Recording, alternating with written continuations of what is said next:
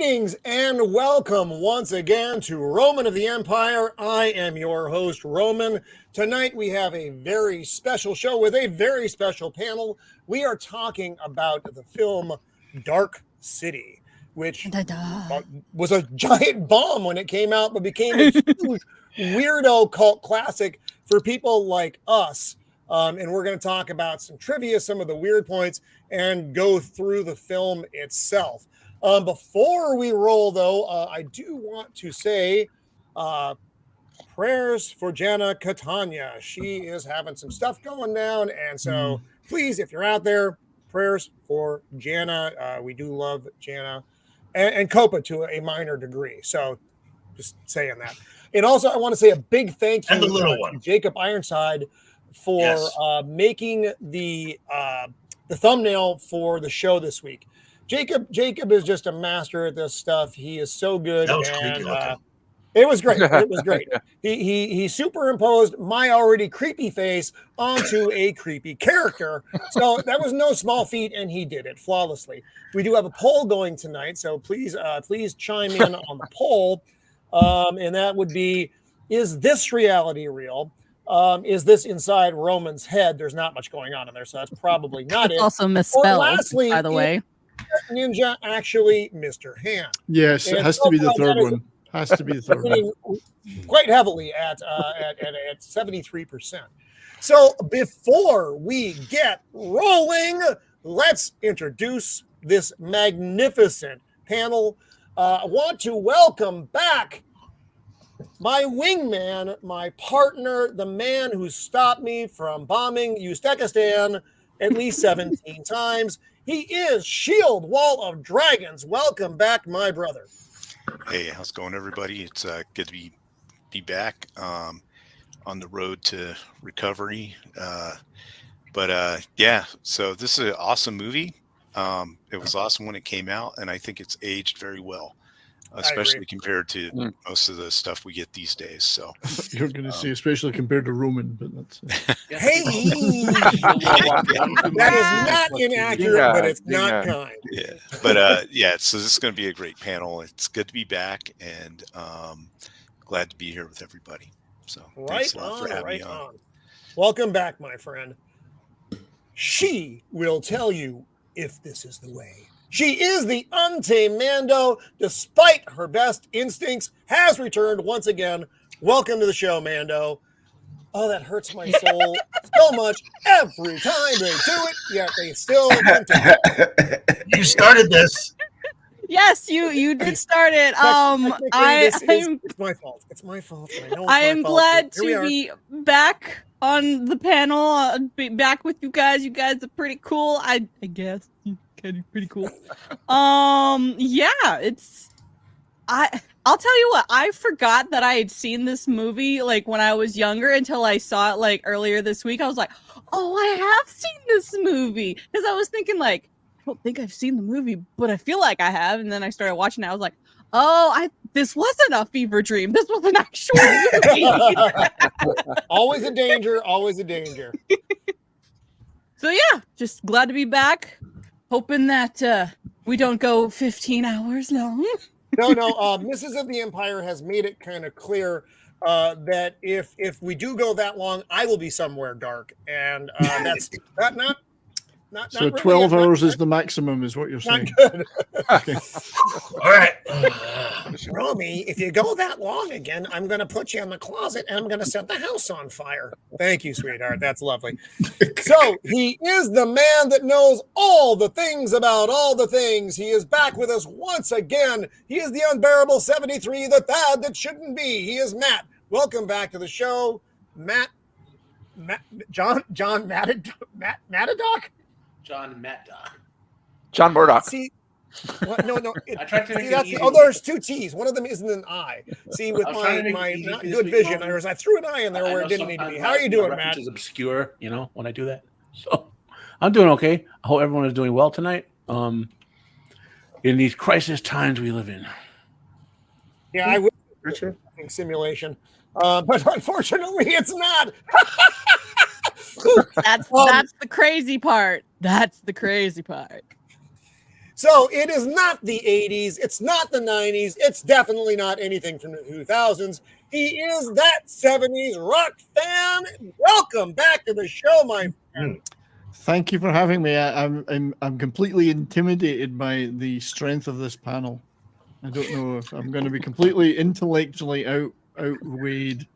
I'm feeling very, very nervous. I wouldn't. I've met us before, Brian. I wouldn't feel nervous. It's great to be back. Thank you for one of my favorite movies of all time. That's awesome. And I do have some Kiefer Sutherland anecdotes. But I might say them for later. But excellent. So you do know that in Scotland, this movie is called Dark Shitty. Dark Shitty. Very nice. Very nice. That's awesome. In the shitty, yes. So that's how we're going to get this going, is it? I spent half an hour trying to explain. Quite I spent half an hour explaining to my wife that it wasn't Sin City, it was Dark City. She was getting the two movies confused. Sin City is where I live. Viva Las Vegas.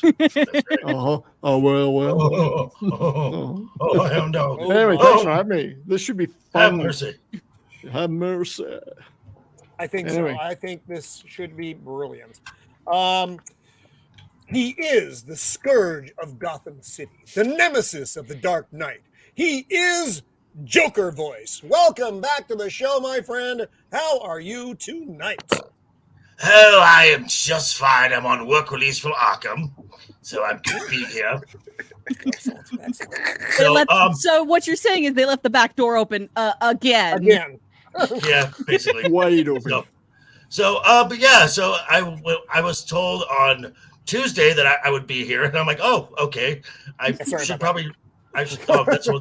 totally fine. I the Mando watched this years ago, so this was really like a first the watch again, and I'm just like, wow, this is right. Right, exactly. It's a thing. Yeah, no, it's a weird and interesting watch. I like Shieldwall's. I think it holds up very well going into the modern era. So he is not just Jinja, nor is he just Ninja. He is the Jinga Ninja coming to us from the land of the rising sun. Welcome, James. Good to have you back, man. Yeah, man. Thanks for having me here. I feel very honored to be on such an amazing panel. It's been a while since I know. It's a given.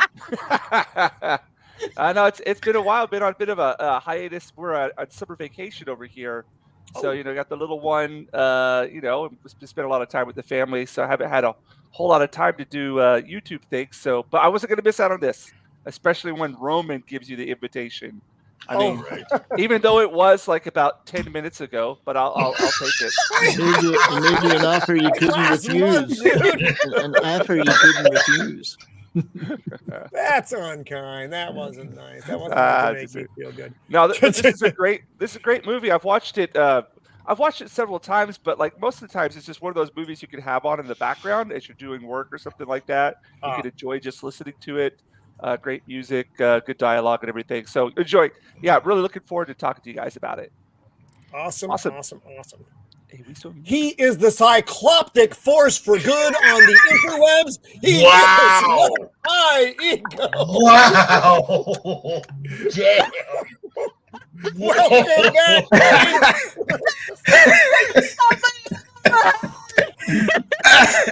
Good night, folks. That's the show. That was great. What? Oh man. I'm sorry, Ego. That was it was good. It was hilarious. I'm actually, speaking of that, I'm probably going to go to the movie theater tomorrow when I go see Blue Beetle and see if I can get half off or only be able to see half the movie. Ooh, we'll I'll let you know how it goes. The good half, the good half of the bad half. Yeah, make sure you don't have to like gouge out the other eye while you're watching Blue Beetle. Exactly. I'm gonna try. I'm gonna try. They should pay you to even watch half the movie. I am lucky that that I am lucky that the theater by me matinees are only $5 and they go till 4 in the Very afternoon. nice. So Okay, so you can, okay. I'll look forward to your review as well, man. I'm Of going to course. go So, to this. I'm going to the cinema tomorrow to see a Korean movie called The Moon, and it'll be way better than Blue Beetle. Trust me. That sounds good. I mean, I have a review of just an article about Blue Beetle on my channel, and I like you could literally see my soul leave my body reading this article. Yeah. I'm just like, oh, Yeah. no, this is I not just making love- me want to watch this. It brought your soul low, cholo, in fact. I just love the fact that we have a member of the panel that refers to the experience as the cinema. It just brings a level of class Cinema. to the entire thing. The flicks, as we used to call it. The flicks. Oh, there we Remember go. the flicks? Shame. You know, So, Ego, Ego? you haven't seen this movie. You hadn't seen this movie. I've before, seen right? these shit. I have seen that shirt numerous times, and I work in a bar, so I'm just saying. I know. I got it at beach town. It's very comfortable. That's the only reason I wear it in this room. Okay, it doesn't leave this room. I put on regular clothes. That's the only reason. A lot of workout clothes like I wear just throughout my day because it's so comfy. Yeah, it is. It's hot as hell out here, so it's just comfortable. with the Working sun, out that's naked all. is by far the best. You actually have your clothes on from the Don't It's tell me. awkward in the gym, of course, but No. So, Ego, you hadn't seen Dark City. This was your first viewing? It was a you long forget that time you were- ago. It was a long time ago, and it was way after The Matrix came out, and I didn't understand what I was watching. But I rewatched it, and now I'm like, The Matrix is if you said we have Dark City at home. Mhm. So Yeah, I was thinking. Yeah. I was like, I know Nosferatu mentioned that Matrix ripped off this movie, and I like, yeah, and I can see it. Well, And I can totally see it. Point of fact, yeah, the Matrix actually reused sets and stuff from this movie. Yes, Oh, we did. really? that makes sense. It's Yeah. filmed literally in Wow. many of the same places in Australia, Yeah. that, and it's saying they just reuse sets. But that, by the way, is a thing with Australia and New Zealand. They make an industry of making all of these buildings and whatever. That if you watch enough stuff filmed down there, like if you watch fantasy stuff filmed, you'll see the same castles over and over again. You'll see the same. They have an industry of making sets and whatever, like real buildings and whatever, for it to be reused for all the stuff that's filmed down there. Australia's I not mean, a they used to real do that with place. westerns all the time. That's what I've I heard. can see that. That's what I've heard. Not a real place. Not a It real doesn't actually place. exist. How can No. anyone actually Australia film is that? too real a place. Oh, it's not Australia; it's Emuland because, Australia. like we all remember, they lost Australia? the war That's right. with Australia. birds. Emu took over. Australia is the only place where 3 of the deadliest spiders in the world are common backyard pests. And they all live in toilets. Nope. And Yikes! then I No, can sit on them. remember, Thank you. if you have to go in Australia, best beware. So let's look at the chat, see who is floating out there who decided to hang out with us, a bunch of weirdos tonight. We have Melvin Deeply from over in the UK. How are you, buddy? Nosferatu, my great undead friend, welcome to the chat. Stephen Ransom, pal, good to see you out there. Invader Zim, always love to see Invader Zim out there. And yeah, you asked the question of Ego. Your Barney out there, greetings and welcome to the show. Those are fun. I don't know what I'm looking at because I can't see very well. My good friend Tom from Tom's Tinkering and Adventures. Yeah, if you were at the Vegas meetup, you got to meet Tom. Tim's Talk is out there. Hello. day I'll go to Vegas. Schmickfaden, welcome, buddy. Good to see you. That is true. That was directed at me. So So if I'm able to go to the Vegas meetup next year, which should I just like walk around aimlessly lost? Well, that walking around aimlessly Everyone lost. else does. Okay. Well, walking around aimlessly lost.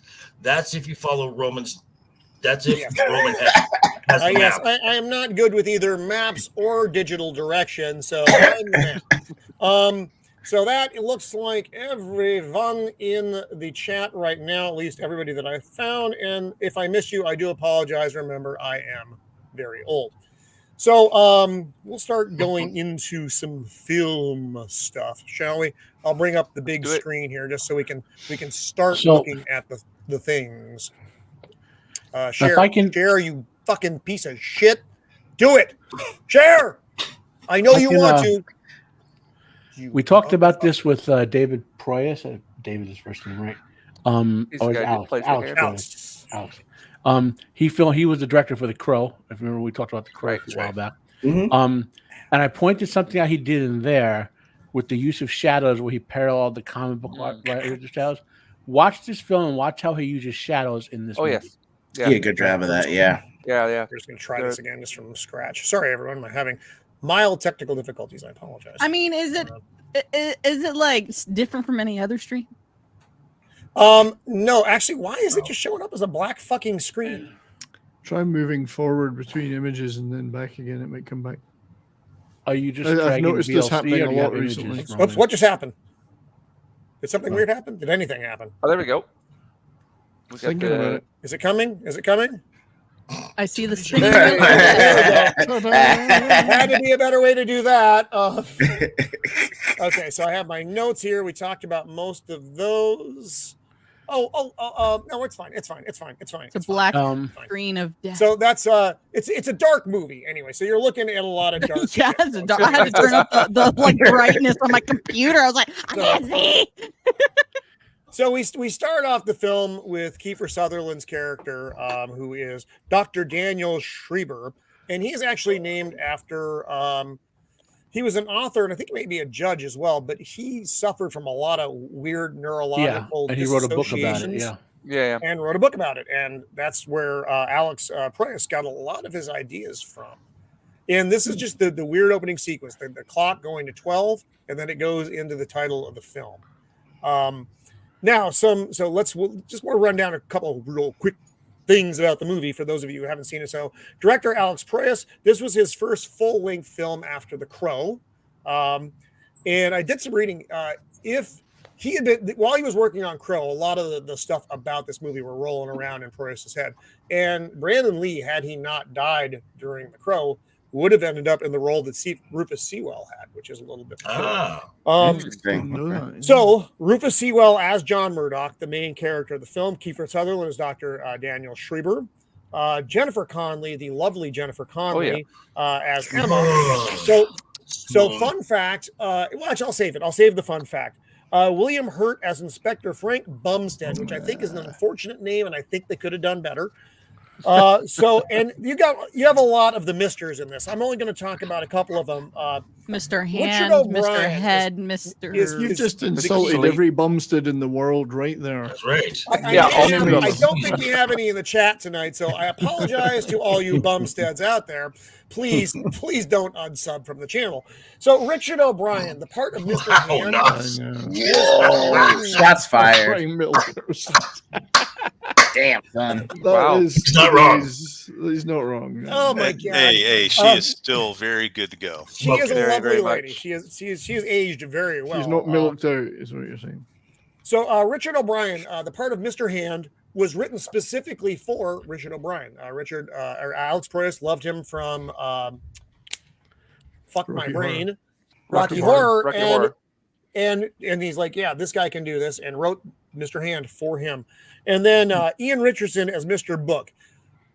I'm going to talk about the character of Mr. Book when we meet him. I have some questions. I have minor inconsistencies that I need to have rectified, and I'm sure someone can do that for me. Bruce Spence, the whole movie, I giggled every time they referred to Mr. Hand, but I'm sure that was someone's unfortunate high school nickname as well.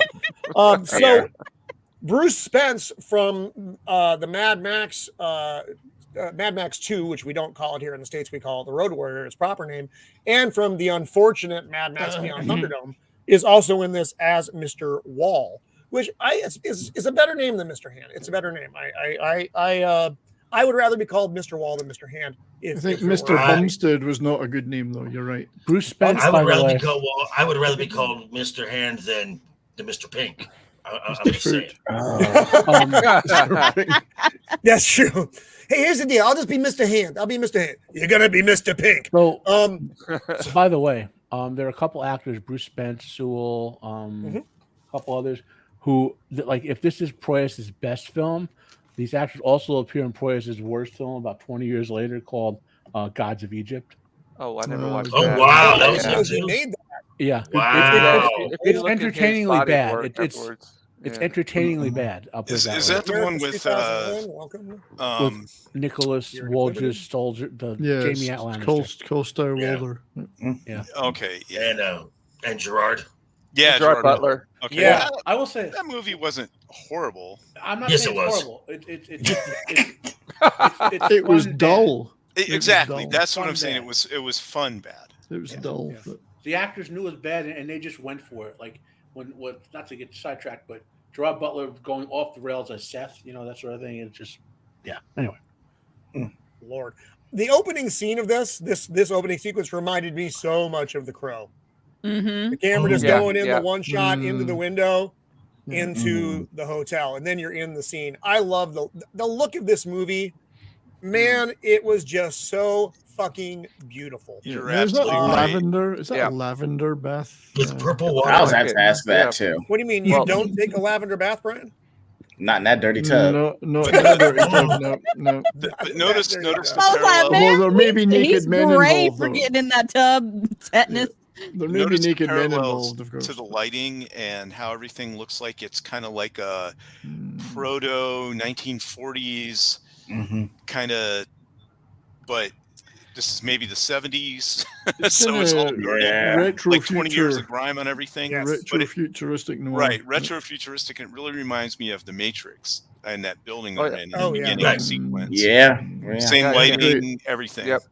It's a great look. And He's got I'm the just saying crazy- I'm just saying that tub when it has water in it, that is just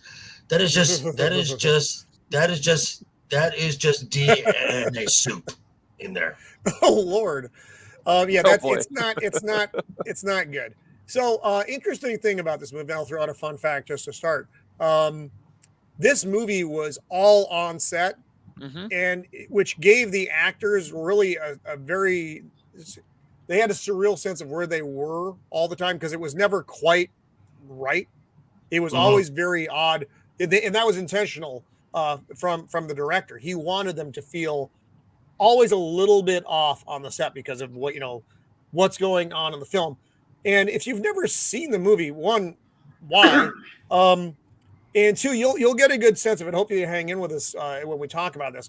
Like the Matrix, reality is not what it seems. And that's the You see, that's the bare kind of bones premise. that's the kind of bath that you come out dirtier than when you went in. Yep. Oh, Yeah. This is Saucy Sasquatch. Welcome to the show. zing, zing, ah.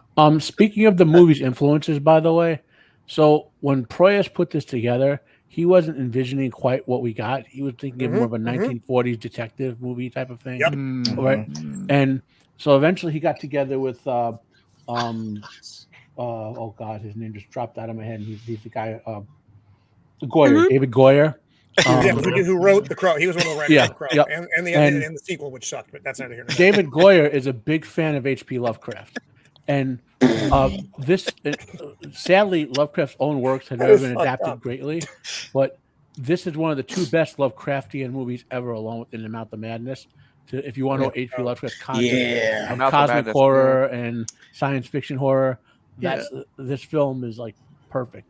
But And- this is, yeah, I agree. And this is one of the things I like about this movie is that it's got a mixture of a blend of genres.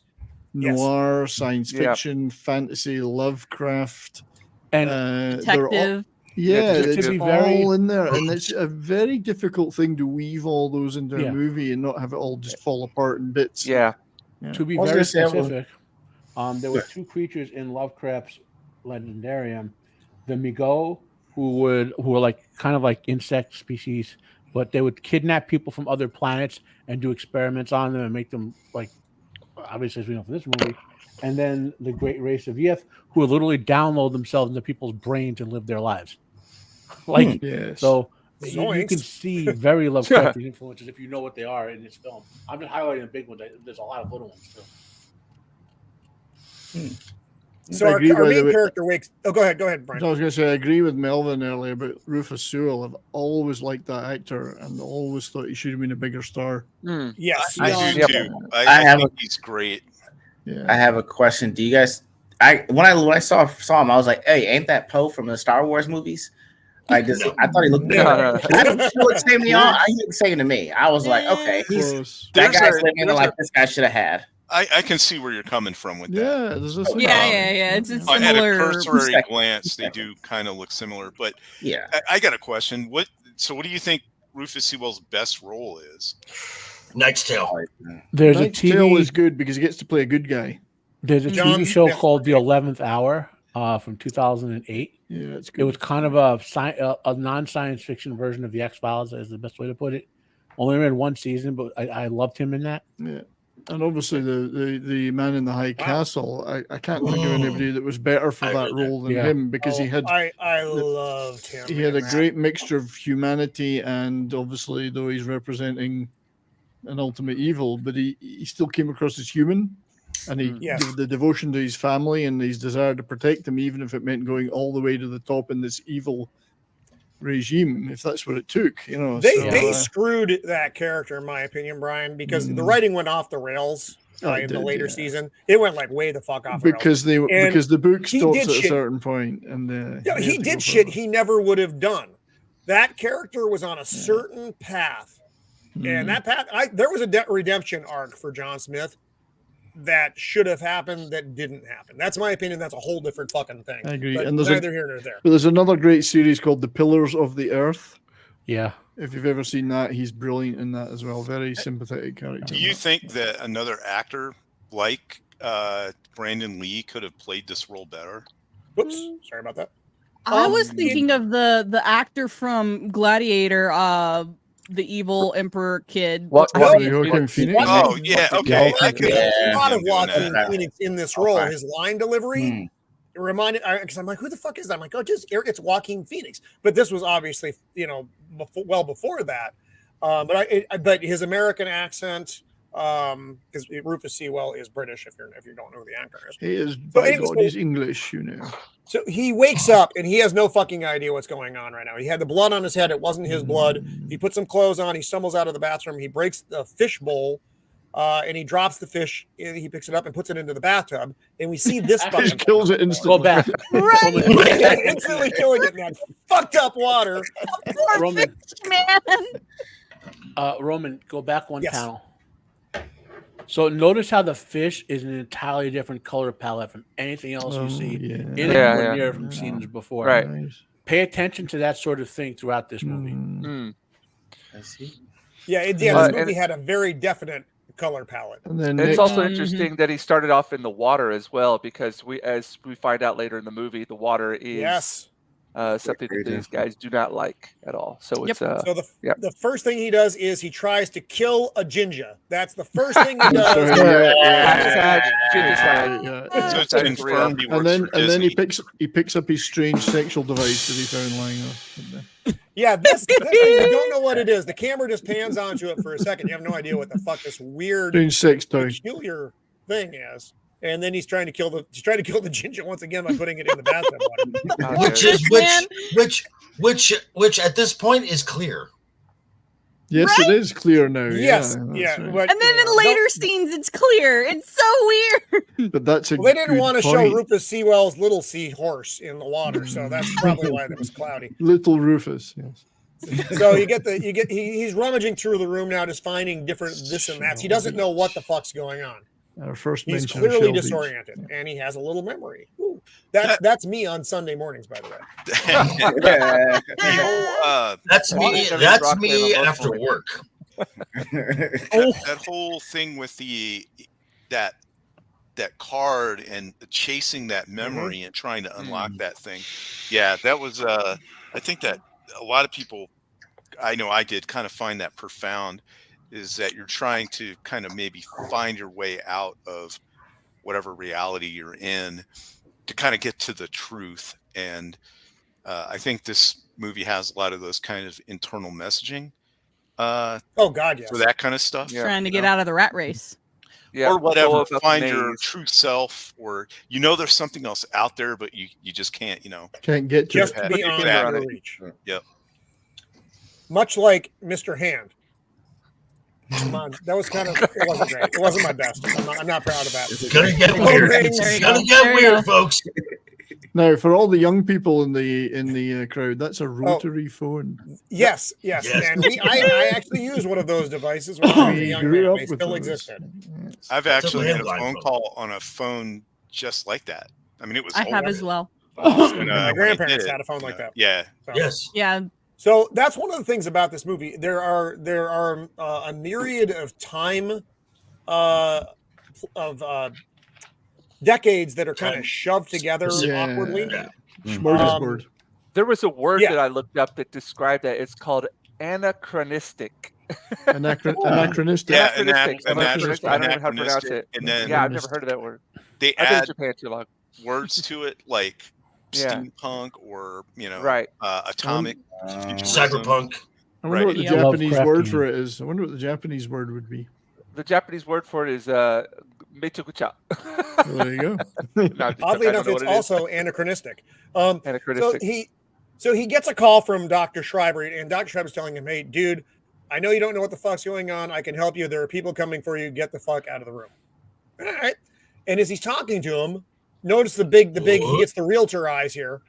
Yeah. And he's looking across, and he's like, "What the devil?" And yes, I did cover up nipple in this. There, so in case Oops. the Oh, nipples have been boo, covered, there boo. are no nipples. to be seen. Oops.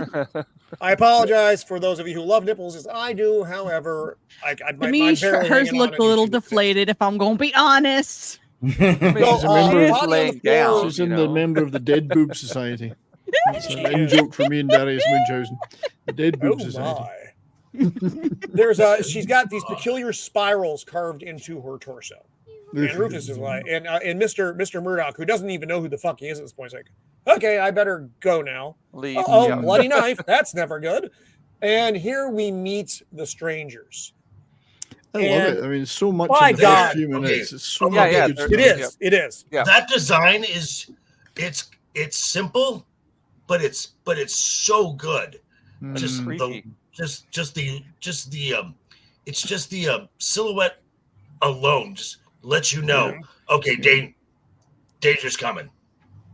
There And the framing of the shots is beautiful. It is just so well, much like The Crow. We discussed that maybe a month ago. The way Alex Proyas frames his shots and everything, but that latter movie, he knows what works with the eye and mind. You see these scenes, and it hits you almost, viscerally. Everything touches you in a certain Mr. Ham, in a certain way. That was a good one. That was a good one. Thank you. That was better. I think that was better than my last That one. was What's up, better. Zach? You deserve that one. Yeah. The cinematographer seems pretty good, whoever he is. Okay, Looking him and up. Yeah. I'm just gonna say that little kid freaked me the fuck out. Dude, I wanted him to die Mr. immediately Sweet. when I saw that creepy little dude. I was like, he needs to be football punted all the way out of So, here. fun fact about the midgets: it was actually twins. It was a boy and a girl. It was brother and sister who played the weird little kid one. Really? So we go through. They and needed the to be clock is hunted. that thing was fucking horrible. Zach's out here. Zach, welcome to the show. That was X. I think Zach is on travel right now. It's good for you to join us, my friend. I do appreciate it. And his shoulders. They are the shoulders are still at home, oddly. So Okay. Mr. Murdoch, again, we don't know what his name is. I think actually the doctor may have said it on the phone, is going through the lot. People are asleep. And he's like, what the fuck? Yeah, it's not This is supposed the to lovely seem hotel that. keep. I actually, when I first saw the guy, I thought it was Gideon from The Crow, but it wasn't. I think he would have been a good one for this part, but it's not him. Mhm.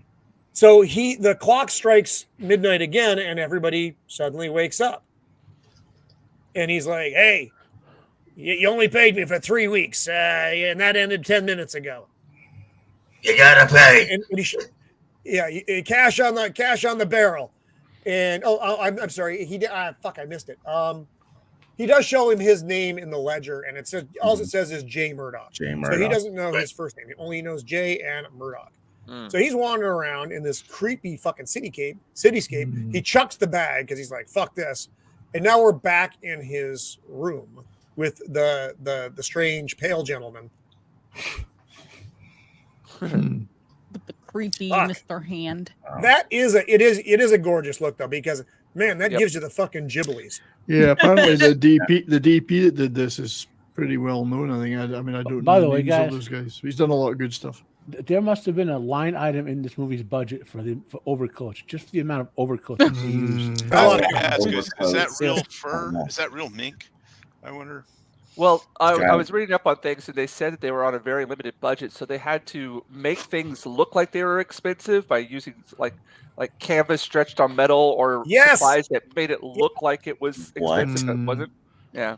Wait, Well, if they didn't spend what? 20% of the budget on What? overcoats, Wait. You mean a studio actually held to a budget? No. Well, you And see, even then, you see, Joker voice. Back in those days, they didn't have the sweet ESG money they got now. Exactly. Blackfire was around to just See, funnel it all in that's there. true, because if it made it with ESG money, Mr. Hand would now be Mr. Handicap. And you know, Ah, Can we get a rip shot there? There we go. Right. oh my. Perfect. So Love my stream deck. now Mr. Hand speaks, and we don't get tons of lines. He's like, Mr. Murdoch, yes. You'll tell us where he is, yes. He just is his peculiar speech pattern. They all kind of say it, but Mr. Hand is the only one who speaks the most. And there's that. You see that motherfucking little weirdo down there in between. The little demon child that needs to have Yeah. his face punted. Zoinks. Yes. Now, creepy. so now the guy in the center Yeah. of the thing. I have seen him in other films, mostly the vampire films. He was in Queen of the Damned. He was one of the elders, and I was dating a girl at the time, and she dragged me to one of the Twilight films, and he is. No. And he is. It's okay. You would see by yourself. It's okay. Yeah, man. You No don't have to judgments give here. an No excuse. judgments here. I've heard that No, explained no. many times. No. So, No. so you're saying that this guy is kind of typecast to play like you're talking about Bruce Spence. I believe Bruce that's was on the left there, wasn't he? Bruce Spence was in a lot of stuff. You've seen him all over the place. Oh, Well, he he's was very recognizable by he his was teeth. the mouth of Sauron, right? He's the Yes, helicopter. He was in Bruce House of Ah. Sauron. Okay, that's He was in Okay. Star Wars Episode 3 as he's he's the Keanu gyrocopter Don. guy. Yes. Gyrocopter, yeah. Uh, Gyrocopter The Road captain. Warrior. Yeah. Yeah. Okay. You know, Yeah, the gyro captain. And then Mr. Hand And does his Star cool. Wars. he was also in Gods of Egypt. You know, Oh, was he? That's Wow. I'm sorry. Yeah. Bruce Spence. No one's perfect. He deserved better than that. see. So Nos he- understands. He does the sleep trick. He falls to the floor, and then we meet. Oh. Oh yeah. Now, fun fact. Hello. This was the fun fact I was going to bring up, and I saved until this moment. In the film, they overdubbed her voice with some other broad singing. Mhm. In the director's cut, you get Jennifer Connelly singing. How is it? How's And she your sound? verdict is? Sounds great. It's not terrible. It ain't great. Yeah. It ain't great. Not terrible. You know what she sounds like? She sounds like someone who sings in stage theater Okay. and then tries to sing in regular songs. It doesn't generally translate. Sometimes it does. You can usually tell though, and it's not terrible though. Quite frankly, I think it works better I in think- the film having her voice. Yeah, well, I think a good part of that as well is everything kind of seems off with the whole setting and everything, and so her voice not being like this extremely Mhm. perfect, it kind of works in Yeah. that sense to me. Yes, Yeah, I haven't seen the other version. I've only seen the director's cut version. So, Didn't Okay. she sing in Labyrinth? No. Did she sing the song about the baby or something? No, that Wanted was to get David kidnapped by Bowie. the No. goblins. Oh, Just no, the girl now. in Labyrinth. I don't know who the Yeah. girl in Labyrinth. Mrs. of the Empire could tell you. I wish she was watching right now so she could chime in, but she's obviously not. I think last week may have been too much for her. because it was Jennifer Connelly that was the girl. Right. yeah, I don't Labyrinth, think she yeah. had any singing parts in that movie though. Nope. She did No, not. not at all. Yeah. Guarantee it. Now, Yeah. I love now- the band now- in this as well. Right. So on I believe it was on here when we talked about the shadow, and then I was on with Jacob Ironside, and we talked about the Rocketeer. I love this look. This 20s club setting with the singer in the band in the back, the mic stand, all of that is just gorgeous. Yeah. And look And at if the these use of fellas- color again with her Yeah. green Oh dress. yeah. Yeah. Yeah, to make the thing stand out in the otherwise drab world. And she stands out. And if Yep. these fellas weren't real musicians, by God, they certainly moved like them. Mhm. I mean, this looks like an oil painting, the way it's framed. I love the look of this so much. And then she leaves the stage, and one of the gals in the club, she's like, "Hey, Emma, your husband's doctor was by, and he wanted to have this card." How was And that so she again? gets the card. I don't want to do it again.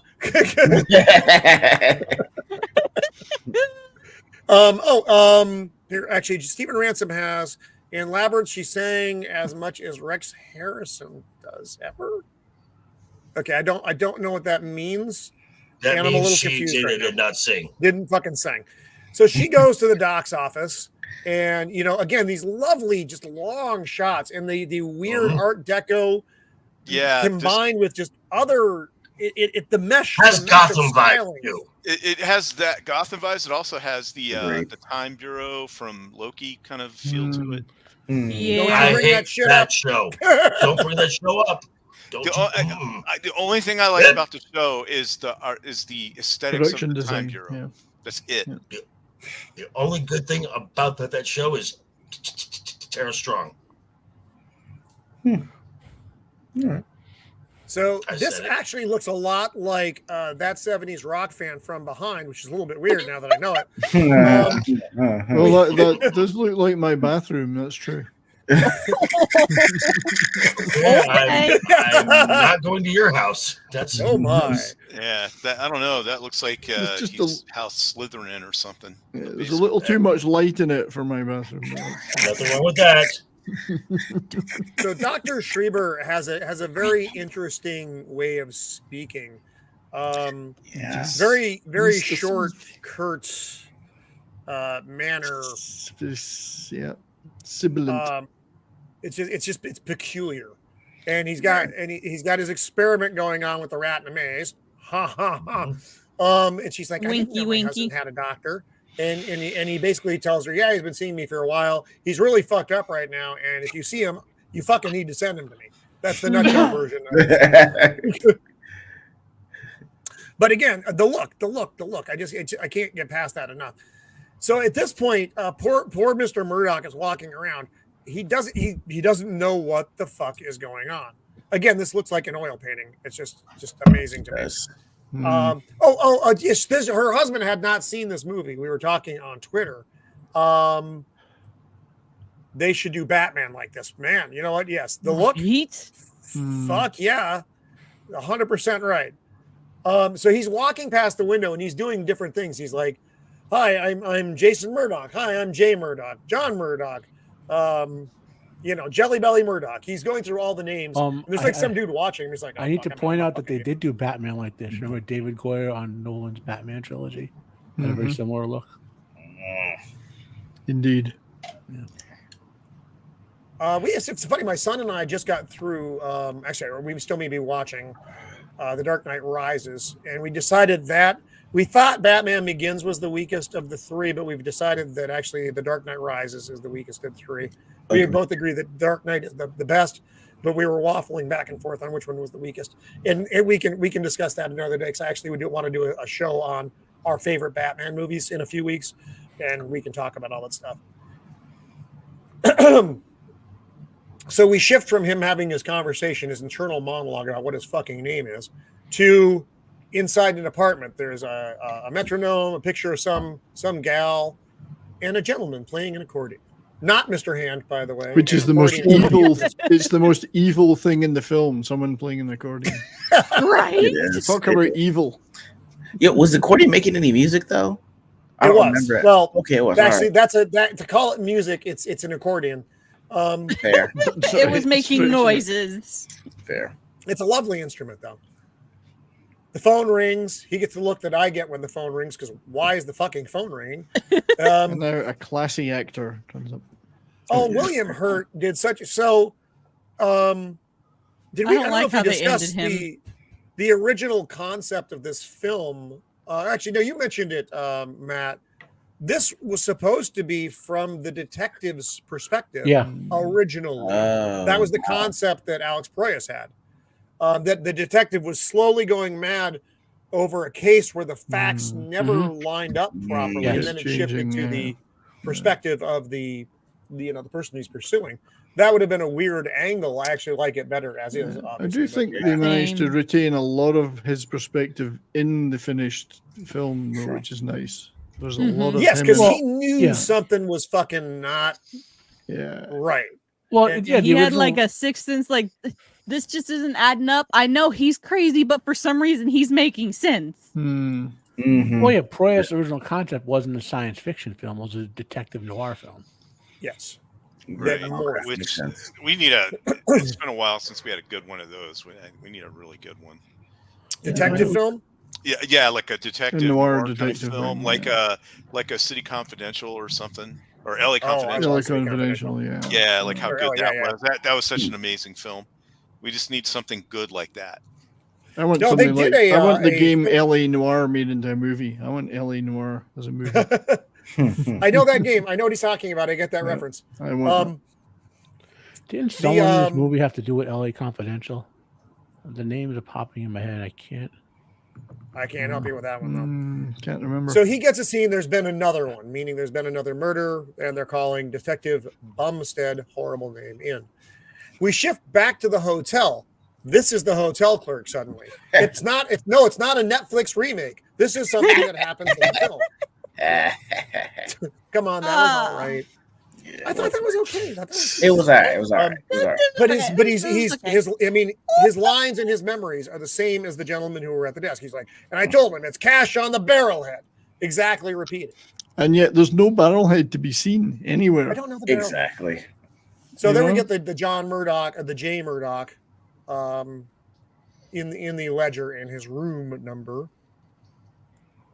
And that's there's a bit of trivia regarding the John 6:14. It's a Bible verse as well, but I don't remember what it is because I'm not that clever. So this was originally another detective's case. And Hey, Roman. Go ahead. Yeah. Somebody wants to say hi. Oh, beautiful dog. Wow. Hello. Wait a minute. Hey. Hang on. Hold the show. Supper. We need to pause everything for a second because I am a sucker for. Oh my goodness gracious! Come on, blow it up! Blow it up! Oh, hello! Oh, that is so cute. Is that a chocolate lab? No, she's a mutt. She's my roommate's brand new dog. Her name is Xena. Oh, you're a princess indeed. Oh, she's so cute. Beautiful. That's a cute dog. You're so cute. See, I would love do the that little white with- on her chin. Oh, so cute. I would do that with Pippin, but he would eat my desk at this point. All right, time to go. Time to go. Whoopee. Be right back. Go play. Go play. Guys. Go play. So what I'd like to say, Roman, about this William Hurt's detective is that There we go. maybe it's his first day on the job. How, knowing what we know No, about exactly. the movie later, maybe he wasn't a detective until now. Nope. We have no idea how long any of these people have been. He Any of thinks these he's a people. detective. But he has the memories of a detective. Yeah. So his one of the other detective who had it previously, in in the minds of all these people anyway, went bonkers, and they've handed the case over to Detective Bumstead. This is John Murdoch on the street looking at his fingerprints, which are just spirals, which is weird. He's like, that's weird. Oh, I hear the dog. If you want, I in the my comment section, I put the verse, the John 6:14 In in did the you where did you comment put section. it? In our comment section? No, not in the private chat. Oh, let me see. You Okay, can so In the actual comments, the chat, actual Yes. chat. Yeah. oh, it's in the chat. Oh, in your chat, in the other chat. I'm sorry. I'm The new at this, chat. folks. I've only been here for a very short time. Please forgive me. Then those men. So There's the color. when There's the bit of when color Murdoch again. Right. left the hotel, they said his wallet was at the automat, and that's where if you know what an automat is. You go, you put your money into a coin thing, and there's food in the window, and you take it out. Food Oh, is that's putting it real? a bit strongly. Okay. Wow. No, so the original automats were basically a restaurant where they cooked real food fresh, and then they put it in these little shelves, and then you put money in and open the door and pulled it out. So it'd be like hot soup, a sandwich. You could get like turkey dinners, all that stuff. The original ones, like back in the 20s and 30s. Sounds like a good idea. There was one in Akron, Ohio that closed in the 70s. So I actually got to go in there and eat at one, like right before it closed. And it's basically diner food, but you just had a big selection. This one had like a rotating thing for the pies. So you just hit a thing and it would turn, and you put in your money and then open it up. But obviously now things are so expensive. If they had one, you need like your credit card. Yeah, a credit card or something, because you basically that was the last time you could use change to like open the stuff without needing like 4 rolls of quarters. So Mando found the verse here. I'll just John 6:14.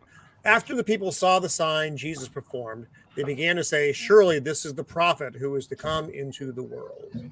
So I don't think that's by mistake at all. I'd be very surprised. I don't think there are a lot of mistakes in this film. So he meets a prostitute outside the diner, because that's where you meet prostitutes. She's the prophet. Oh my. Yeah, see how this dude is like in the back, just like putting food in there. So The trick is to find the one he isn't spatting. Right. Yeah, none of this food is prepackaged. It's all fresh made. Yeah. And then they just pop it in there. When I was a kid, I went down to AC, that's Atlantic City, for those who don't live in Jersey. And I remember they had stuff like this down there still. Fascinating. I have never been to one myself. That's vaguely might remember seeing something like this as a kid, but I can't remember where. Yeah, usually it was in a big city. In Europe somewhere. Yeah.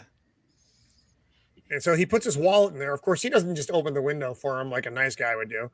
And then we get a glimpse of John has something going on with his voodoo powers. Special. So a couple cops come in. Dude's trying to get out of here. He's like, "Fuck, I need to get out of here." And is he eating his wallet right now? He's not. Oddly enough, Because he not. got it out Although of it's the probably automat. the same quality of meat that is in the automat. So we get this weird look like Misses of the Empire. It gives me sometimes, and the window. Whoa. Okay, to say Rufus well gives a weird look, isn't that kind of standard? Excellent point. My bad. I see it now. You got the eyes. And so window breaks, wallet's there, grabs the wallet, and the cops try to stop him on the way out. These guys are kind of dicks. They're more dickish than like truncheon. Like he's like, "Hey, what you up to? Where you going? Going home. And where's that? None of your fucking business, dickhead. That's where. It's at home. That's where it is. Then he gets saved by the prostitute. That doesn't happen often enough in film. Right? Common story. Just saying. Again, lovely overcoats.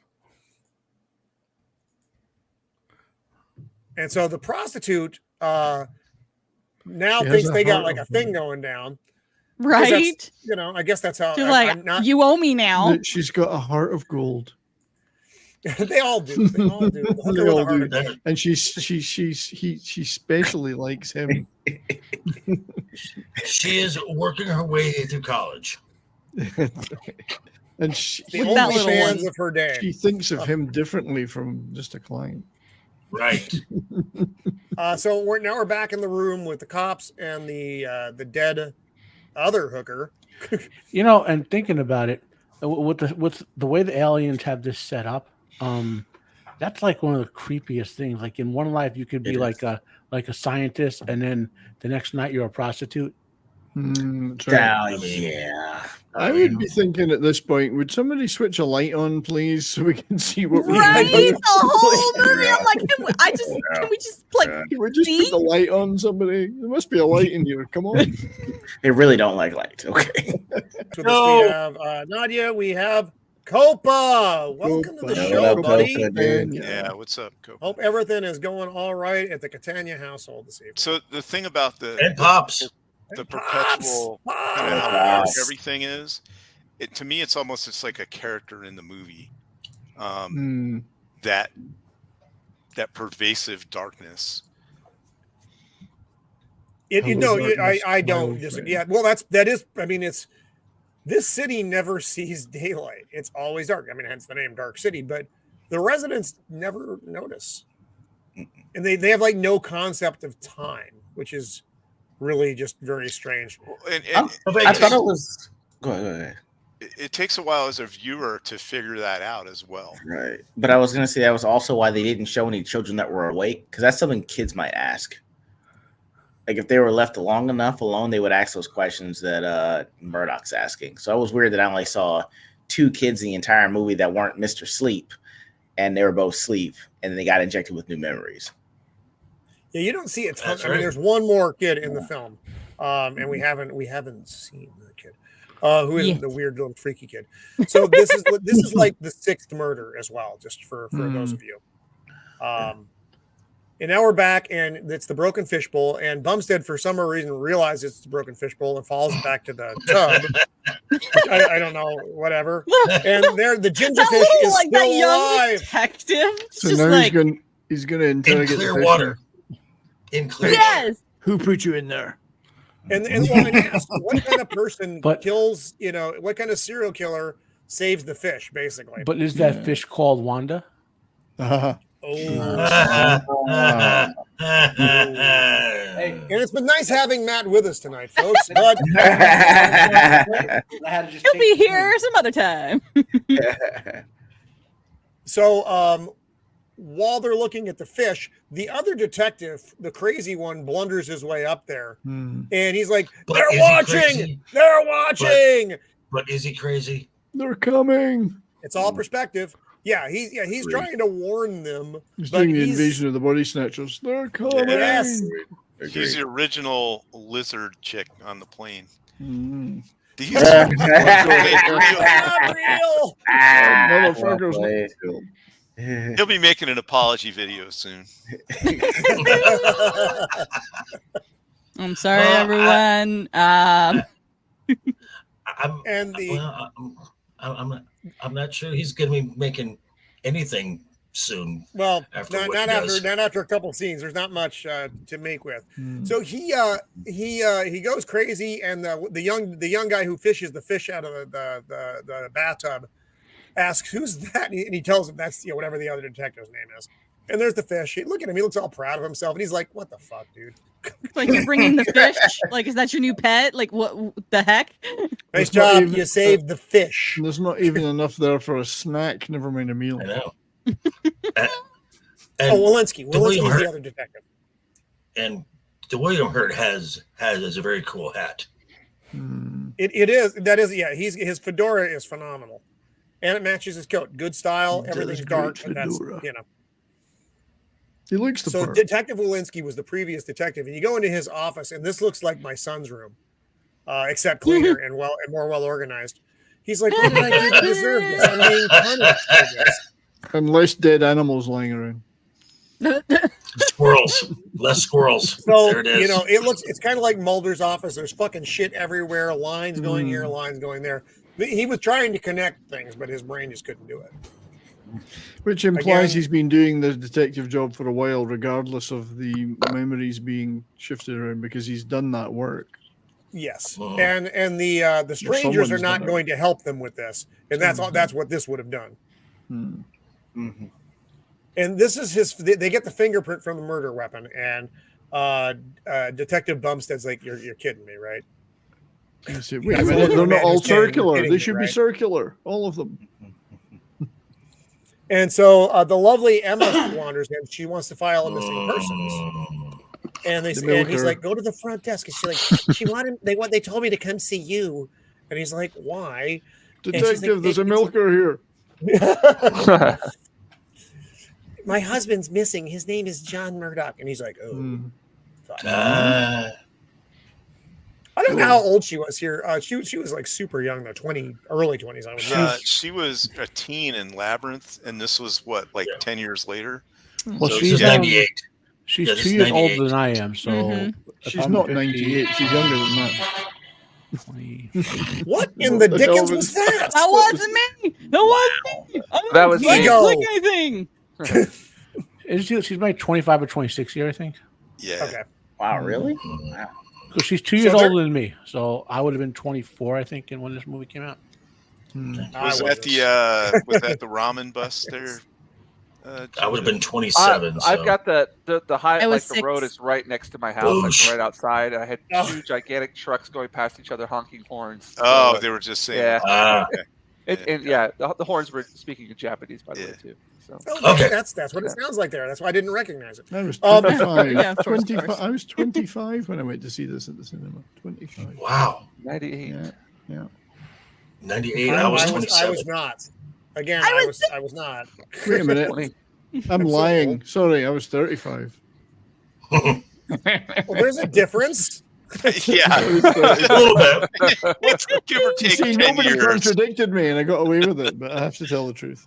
Yeah, I was doing my math 35. there. It wasn't working out. They're younger, and I'm senile. So,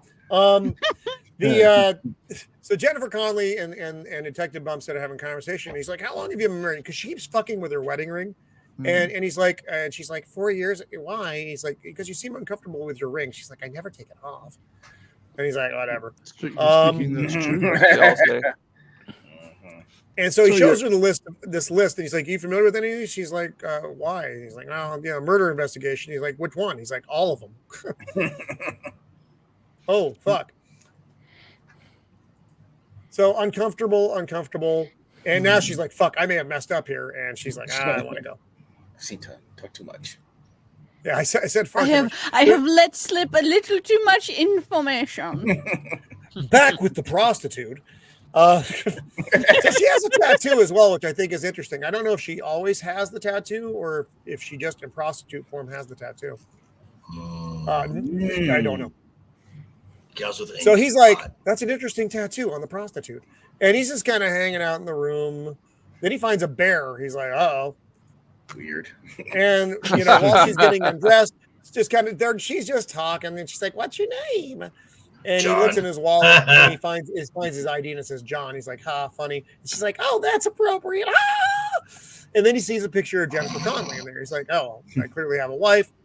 And while he's doing this, he hears a noise and John, here's the John reference, where he looks just like Obergruppenführer John Smith, which is interesting. Spooky. And then there's a kid in the room and he's like, oh, Lord. Ah. And that kills the mood. And John smiles. And he's like, "Get the fuck out of here." Well Very played, good, Pop. Bob. First No, person no, to that say it, Bob. prostitute actually had Well like done, Pop. emotions in her face. Well done, Pops. Well Well, done. guys, was she a prostitute the night before? No, She had nobody to She knows. may have been. She may have been the first person to get a role play as a prostitute, but by acting like a prostitute. But No, with And the she memories. doesn't swear here. You think she's going to say That's "oh all. shit," and she says "oh shoot," but as our one of oh our the gosh, darn it! yeah, there's no swearing in the movie. The strangers Just don't again. care about their lives, so she could have been a normal mother with a Subtle, husband. are you out, Subtle? Is this a greetings? I think you were here. You are here. No, are you leaving? Are you leaving? Are you leaving? Are you leaving? Yeah, it is. What are you doing, Yeah. Subtle? Explain yourself. That's a bad frame, and I'm sorry about that. That's just- We've all been there. We've all been there. That's the old face. That was amazing. when you're clicking Best. away, sometimes you Some of click on the the wrong best non-sex spot, he's and, ever had in his life. So again, Shell Beach comes up, from the memory, the vague thing, and there's a big sign for Shell Beach. And I don't know what compels him to want to go up here, but he does. I thought that was a little bit weird, but okay. I always thought it was a like a childhood memory or something that he was always trying to go back to.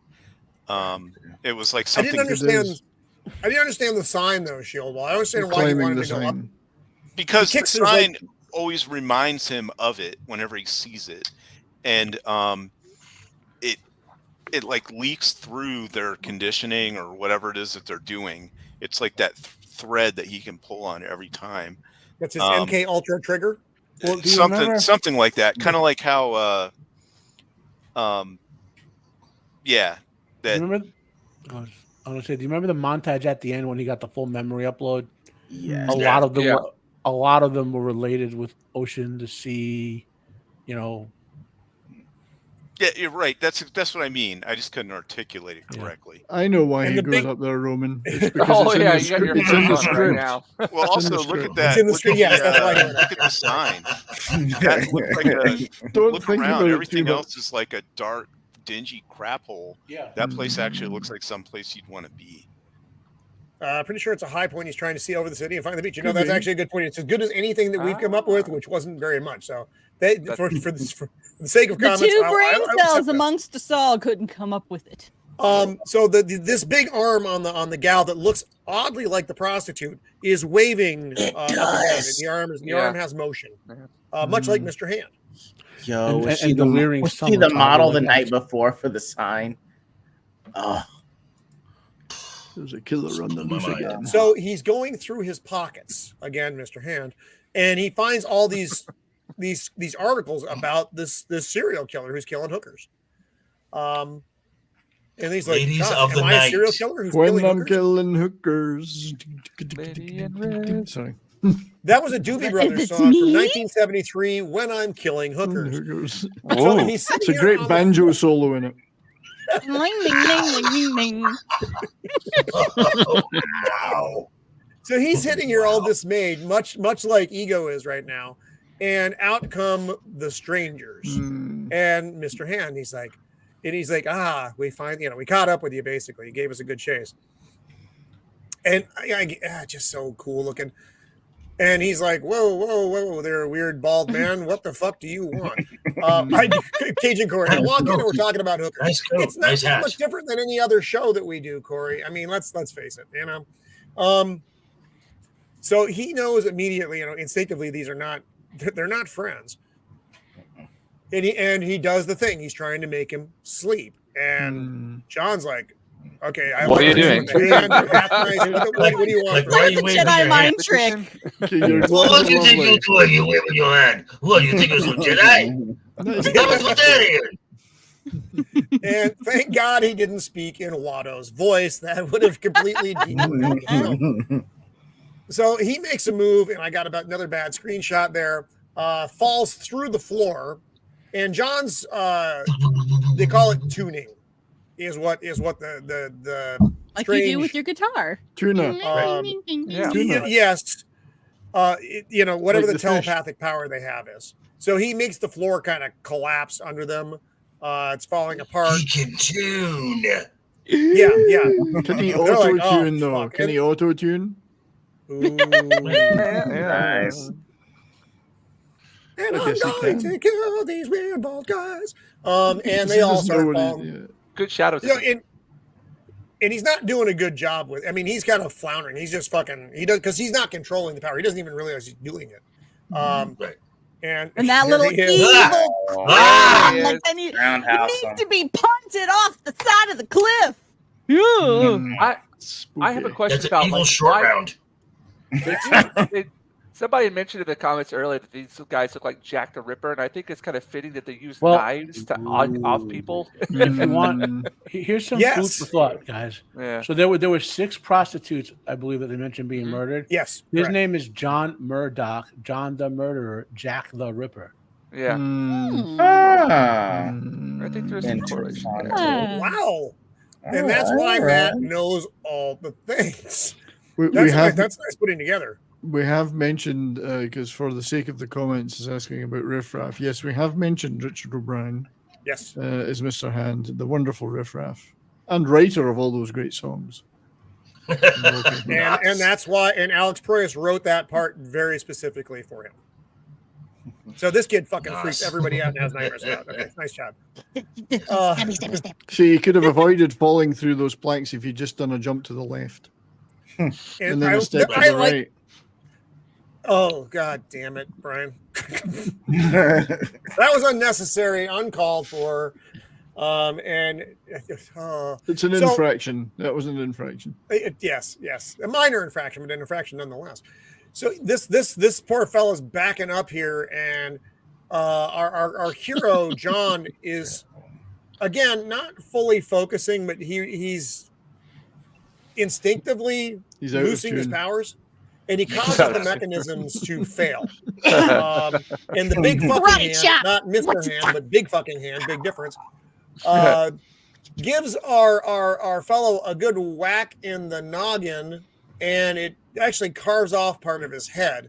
Now, I don't remember if this is in the regular cut or not, so you'll have to forgive me on this. But in this one, you see these little fucking squigglies coming out of the top of his head. Yeah, that is unfucking nerving. You know something is inhabiting these guys. Yep. I wasn't sure if it was an alien organism, like as the person, or if it was kind of like a alien thing where it just kind of takes over the host. Wearing a like skin during suit. this part of the movie. Now, And you this see is how the it's- director's cut. I think you actually get a little bit more of these critters in the director's cut than you did in the original. That's And when you see know how the it's movie is really good. insectoid looking? That's the Migo. Yeah, they said that they didn't Okay. want to use insects. They wanted to use that because it had been overdone. Yes. So they just Yep. wanted to use this kind of organism. But Yeah, it is it's an insect energy. looking. It is, yeah. It, like that Matrix where they had the whatchamacallit, those the guys. squiddies. Sentinels. The Yeah. squiddies, yeah, Sentinels. yeah. Yeah. I don't know. I almost wish that they hadn't revealed this so soon. I wish that they had revealed this maybe a Yeah, little bit later in the movie. Yeah. I agree, James. If they had just done this Yeah. Yeah. and not get the whole, there's a Right, big fucking right. energy bug in his head. Yeah, Yeah. I agree. I thought that. Why is my fucking phone still on? Why is that happening? No one knows. So everything blows up, and John gets the fuck out of there. And then we are down with a whole group of these cats. It's So again, it's like being at a gig by The Cure, really. And now that you Uncle mention it, Fester convention. Right? Sorry, go ahead, Roman. So there's so many bald dark men. Actually, if you'll remember our friend Tom from There is no Vegas, dark in if you throw a beard clothing. on one of these dudes, you got Tom. So they're all, and one of the another unnerving thing about the strangers is they chitter when they're all together. Yeah. That chitter That was just Hellraiser. weird. pattern together is Uh-uh. fucking Ghiblies, man. And again, it's a minor thing, but it's that under the skin, you have a somewhere deep in your prehistoric brain, it's freaking creepy. It reminded me of Hellraiser. What was the character from Hellraiser? Pinhead. Cenobites. Pinhead. yeah, No, the Cenobites. Cenobites, Yeah, one of and the- then Pinhead. Yeah, Yeah, those were totally those were super creepy when that movie came out. That was a good Yep. movie, Mm-hmm. the first one. Look at those ears. God, you could take flight with those things. He's probably British. But that's a female though, isn't it? That does happen over there. Are there And really so- genders as far as this thing? These, seemed like these this- thing? Well, I mean, It's the Paul. It's taking No, over the they body could- of humans, so And they could inhabit anybody. Yeah, they don't Yeah. have to be gender specific. Yeah, They they could don't. be any- They're, they they're, could- they're gender neutral. They could be Or all gender 90. fluid. They could be any of the 92 genders. Yes. I believe he is pansexual. So they're basically our crew is coming back and they're giving their brief on kind of what the fuck happened. One of them dies. I don't remember which one of them bought it. And this little guy's like, "Oh, Paul, Mr. whatever the fuck his name is." was it Mr. Wall? I can't remember which one. Oh no, it was Mr. Book. no, it was Mr. Mr. Whippy. Mr. Whippy, I think. Yeah, Really, Mr. Bob? Whippy. Yeah, fair enough. Mr. Whippy. Was it Mr. Foot?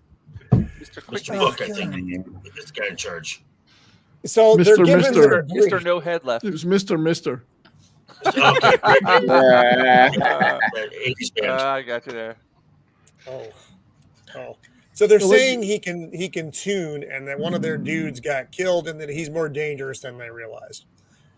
And fuck, I love Bruce Spence. These suits kind of look like they Yeah. might be recycled from the 1984 Dune movie or something. Yeah. Similar, yeah. They might have I can been. see that. They could have been. Who knows? Possible. Who That knows? people, that is a huge industry. People who don't, I mean, yeah, we criticize it in a lot of stuff, like in real time TV show when you can see that, or using costumes for the shows or whatever. That's a Oh, huge Mr. Quick, industry thank you. where they have giant warehouses. Like in California alone, there's more than 10,000 warehouses full of costumes and props and whatever Oh, yeah. that they just rent out and reuse. I'm sure Absolutely. Australia and New Zealand have the same thing going on. There's one of those. Where's There's Mr. Quick? No, there's one of those in the there's one of those in the San Fernando Valley as well. Like in California, there's 500,000 cars that are solely just to be rented for movies. Wait, Yep. really? Yep. Wow. Well, not anymore. Not presently. At least not a U-Haul. So here's a question I have for both panel and for our lovely chat. So Mr. Book is the boss. He is the boss of the bug people. They are a collective hive mind, yes? Mm-hmm. Yes. Right. That's Why what they is- say. I suppose for the sake of a film, you have to have somebody be in charge. I mean, you got your queen bee, I Well, guess. It's not that they're a collective. Yeah. They're not a unimind. They're a gestalt. That means they're all individuals in one big mind. Right. So, Yeah, like, they're you know, you linked. have They're multiple linked, yeah. personality disorder. They have multiple personalities. That's the best way to put it. Okay. Mm. Okay. Some hive minds are more equal than others. That's what we're saying. So the way that you're saying is it is not the Borg because each of them has their own individual identity. It just runs on the same processor, so to speak, and shares. Because they don't. Because Choose when same memory they're discussing things, they don't have individual memories. Is that from before they inhabited the bodies? I wonder.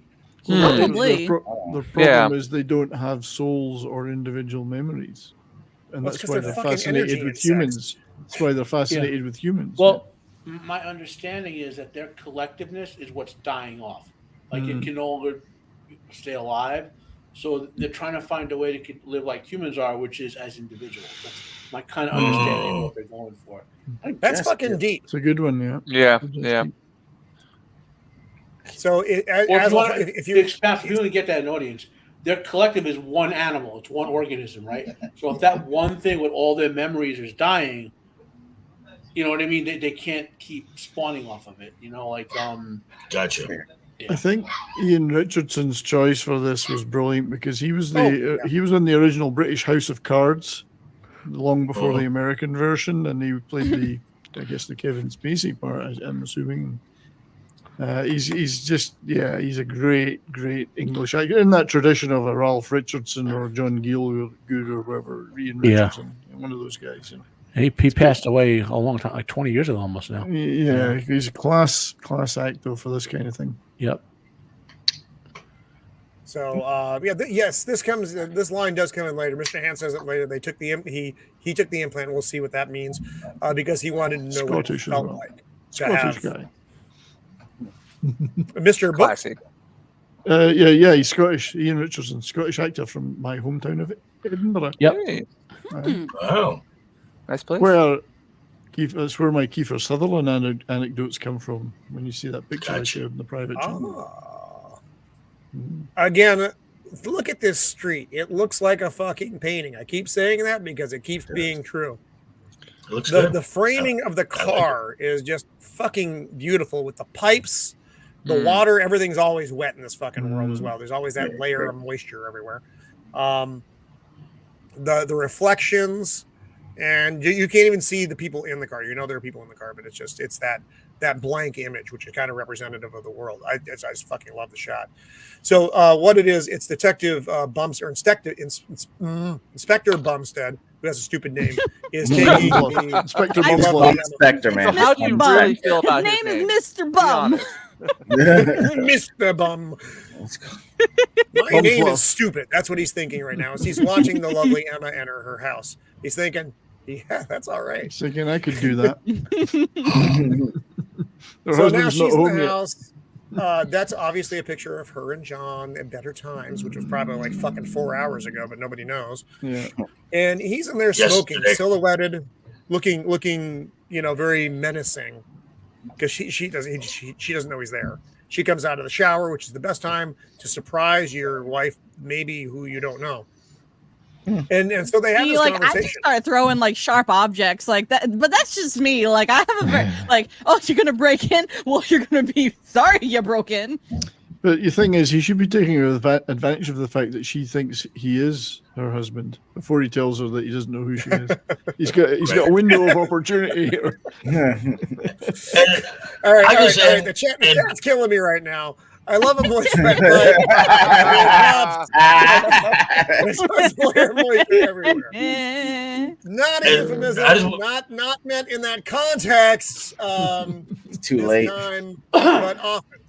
So they have this whole conversation that because she doesn't realize, she's like, John, and he's like, am I supposed to be your husband?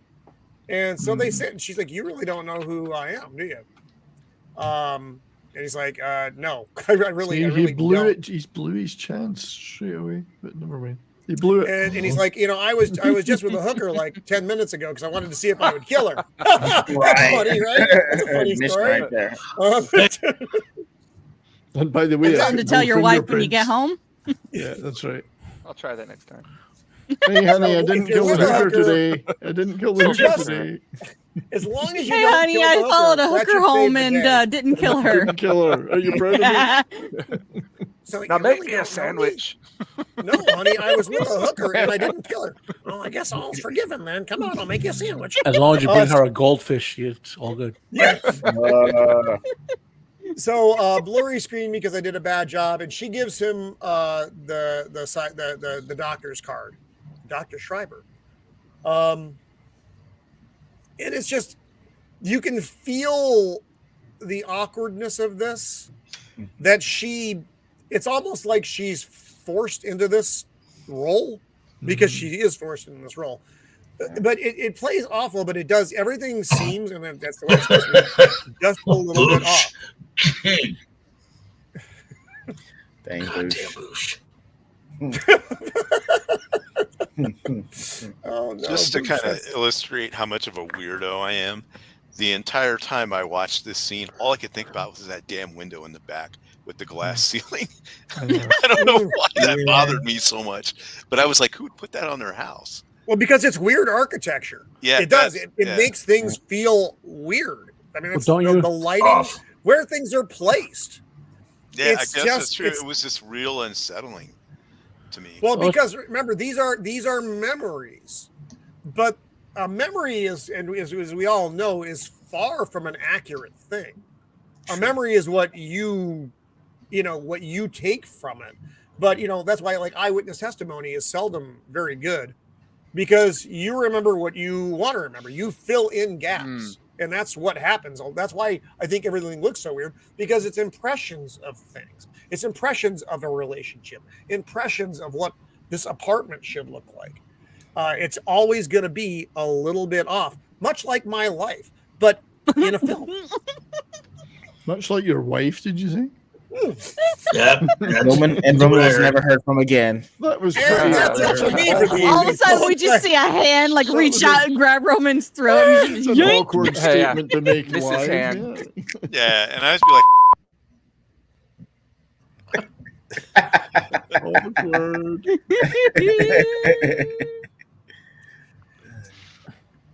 Where were we? Yeah, what happened? Window. That's Glass pretty window. back for me. Peculiar. Okay, so he's looking. He's like, "Who drove you here? What's that car doing out there?" She's like, "Oh, it's that guy with the stupid fucking name. I didn't know he was going to stick around." Inspector Bumstead, who stuck around, who clearly has a very lonely life. Very. Is he married? Bumstead, not. no, there is no Mrs. Inspector Bumstead to share that delightful name. There's with. no Mrs. Bum. There's no Mr. Mrs. Stead. So he realizes he's probably fucked here because the cops gave his pretend wife a ride home, and he's like, "Oh, I gotta go." Bye. See ya. Much the same way he left the prostitute's apartment, and he's like, "Hey, dude, stop." And he's like, "Hey, I didn't do any of this." He's like, "It's just, right now you're a suspect. Come with me and we'll talk." Uh-huh. Because that's always what the police Yeah. want you to do. Right. And she's like, she In her does a bathroom. good job here because remember, she remembers John. She knows, in her mind, they've been married for 4 years. So she wants to protect her husband, despite the fact that he was just with a prostitute, but it didn't kill her. But technically, like, she had an She's- affair. Had an affair, So, yeah. like, Oh yes. Did they discuss that yet? yes. I don't think so. Yeah. They did, but they didn't show it. Oh, they did. Damn Okay, it. so I apologize. My sense of memory isn't very good, folks. So yeah, so she had an affair because she, for whatever fucking reason, and then because it was set up in, in her memory, that's why. And he wanted to get back at her because he's been missing for 3 weeks. She had the affair. He found out about it. He went missing for 3 weeks, and then all the murders happened. But again, these are all sense of time doesn't fucking matter. 3 weeks was 2 hours ago. Nobody knows. It's just really offsetting as far as your mind goes. So she wants to protect him, and he's like, "Please get out of the way." And she's like, "All right." And he jumps off the fucking stairwell.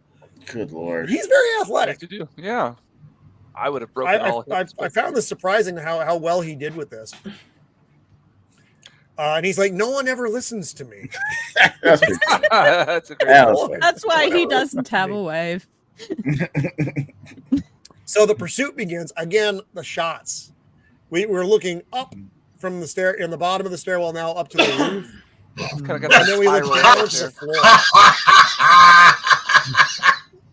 Pops. That's true and weird all at the same time. You remind me of the Babe.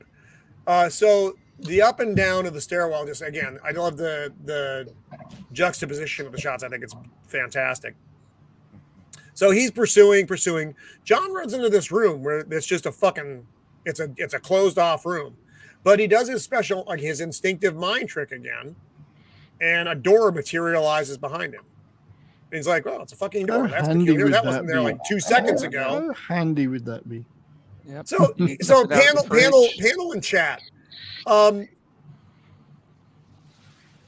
Does he know he's doing this at this point? Do you think, or do you think he's just like, "What the fuck"?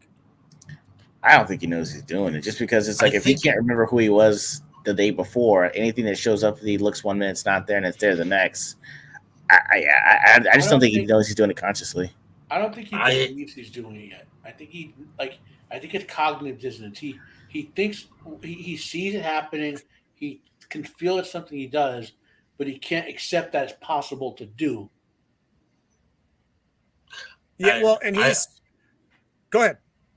And I think it's because it's altering reality at will. So kind of like what Matt had said. Okay, I need a door to escape. A door that materializes, and he's just like, okay, I don't know how this is happening. So his mind is just like a little he thinks yeah, but he's very thankful for it. Oh well, that's nice. Well, and he is off.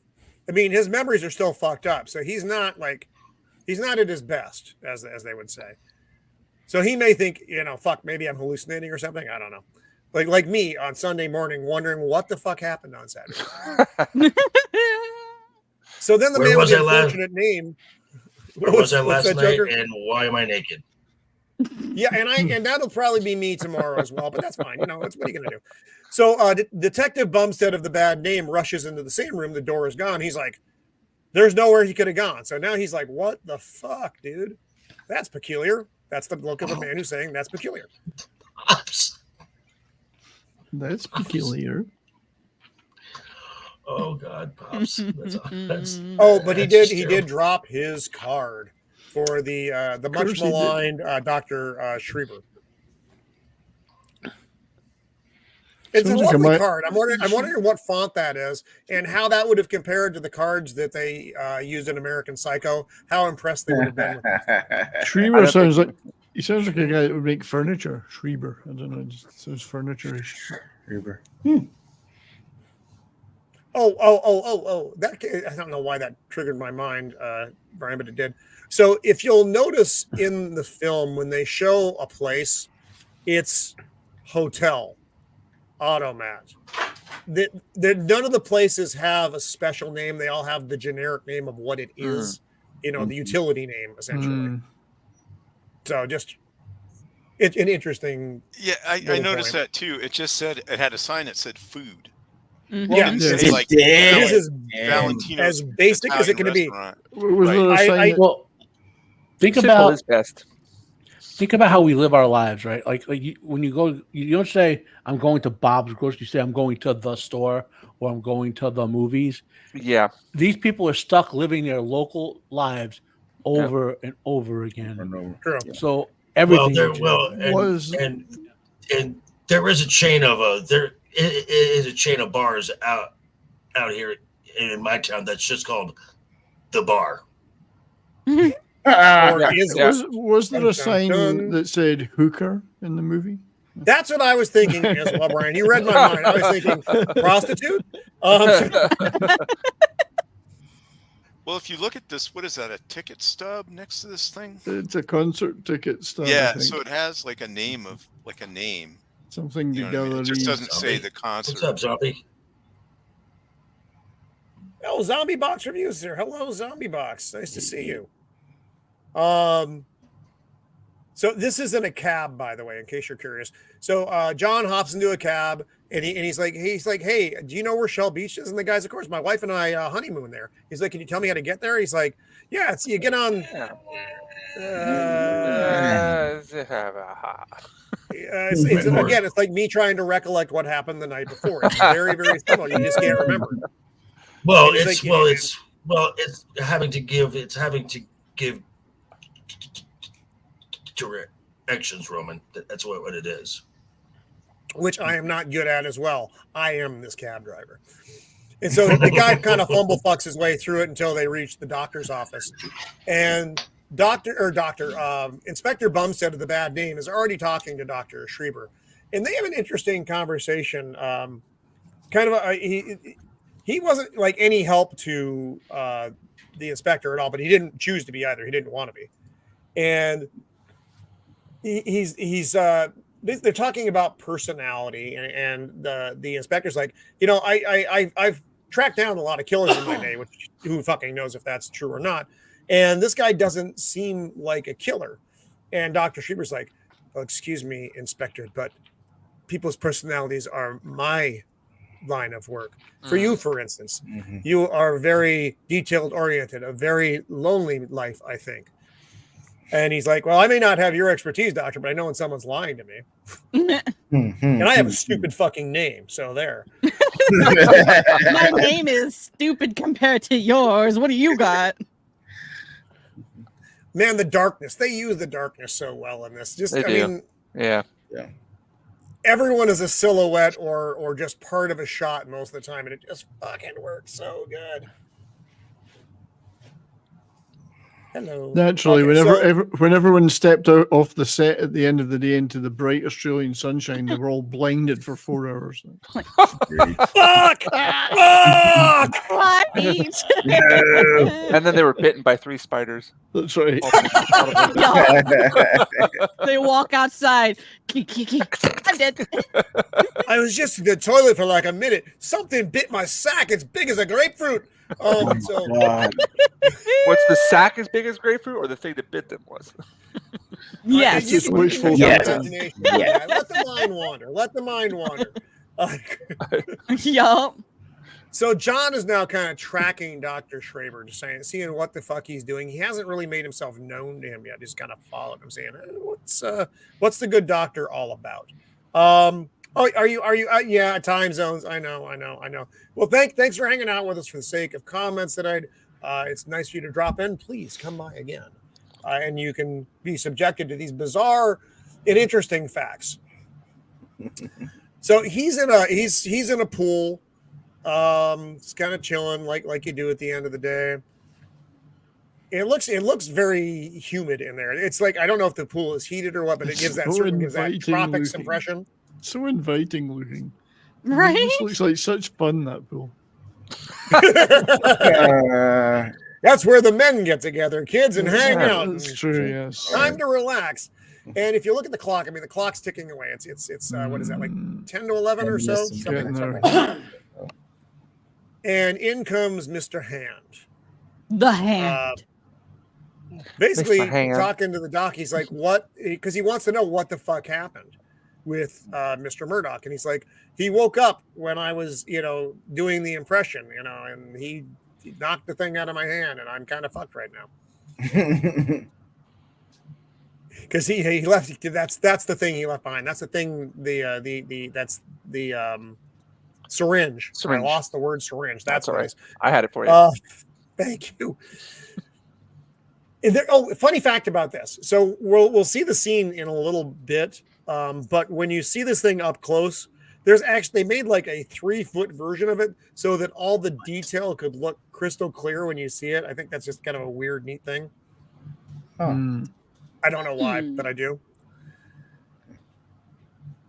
And he's like, okay, you can recreate the memories. Yes. Look at my Yes, of keychain. course I can. Of course. Sure. Don't kill me. Don't kill me. You're very frail, doctor. You need the exercise. I have a bad heart. Please don't fucking kill me. And John's just kind of hanging out in the back here like a weirdo, hearing the conversation. And he's going through Dr. Schreiber's bag of tricks, and he's got, more of these things. He's like, what in the fuck? So now we are at Walensky's. Walensky? Was that the... Yeah, I may be making... The other detective, the crazy detective's house. Yes. That is Mrs. Walensky. And while it is a peculiar name, it's not nearly as bad as Bumstead, which is why he has a wife. Nobody would want to get that. How's he doing? He's fucking crazy. So he has him come in. He's just in here drawing. It's a lot of spirals. Lets him into the room. And again, crazy town. You see up here in the corner, that is obviously the stranger. Mm-hmm. And then the spirals. So he's just trying to connect the pieces, but he doesn't really understand. He just knows everything is not right. Is that one in the lower left there? Is that one of the bugs with the multiple? Looks like it. Looks like it. That's what it looks like to me, dude. That's what I thought too. Way too much. Good catch. Oh, you have a couple up here. Do you have more of that? I didn't really notice that. Yeah. That's a good eye. That's a good eye shield wall. And also, this does look like that 70s Rockfan from behind. If you haven't seen it, I do recommend it. Yeah, How this do is you know what he looks like? This is my living room. Oh, wow. Okay. No. This is the Mad Hatter cell at Arkham. Yep. Same thing. Okay. So he's trying to relay that nothing is real. Nothing that they know is real. That it's all he basically says it's all a big joke. It's very existential. Not quite accurate. I know it's a joke. Good timing. But he knows that he isn't a detective. He's and that none of them are who they are supposed to be. He has this much of the puzzle, and it was enough to drive him insane. Because if you suddenly realize the reality isn't, it ain't going to take much. Yep. It's good drugs. It's all a joke. And again, with the lighting, Yes. how that stark light bulb, it's almost like a single light bulb hanging from the ceiling, except it's laying on the ground. The way the lampshade is kind of shining it. I would just say this is one of my favorite scenes in the movie. I just really enjoyed the acting here, and like this is extreme lighting, and the way this Walensky, the actor, I thought he did a great role here. Yes. It was really convincing. So yeah, I really enjoyed this part of the scene. No, and he does come off as crazy. Yep, he does. He sounds like a fucking lunatic. Yeah. Because what are you he's saying? Not able to. No offense, Joker. Because he's not able to articulate the points. Because he doesn't understand them. You can't really describe something you don't understand. Like me on most YouTube. I can't articulate what I'm trying to say. He's doing his best with the limited data he has, but it makes him sound like a fucking batshit crazy dude. Agreed. No, And that's what I don't like bats. that's what Bumstead is thinking. Mr. Taint. It's all a joke. And now we're back out on the street with Murdoch following Dr. Schreiber. And a door appears. So we go back here for a second. He's following and he's walking towards this brick wall. And then suddenly there's a fucking door. That's interesting. And then I like these underground. And I think this might have been what you were talking about, James. The canvas stretched over metal to give these appearances of things.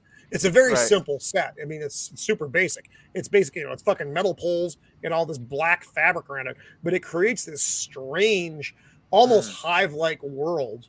And everything's so dark. I mean, you really can't see much anyway. Well, I mean, it's like a ride at an amusement park where they've got everything really. You're going to like this really dark thing, so you can't see all these like minor, blemishes and things. It looks clean. So, this part was really interesting. This was cool.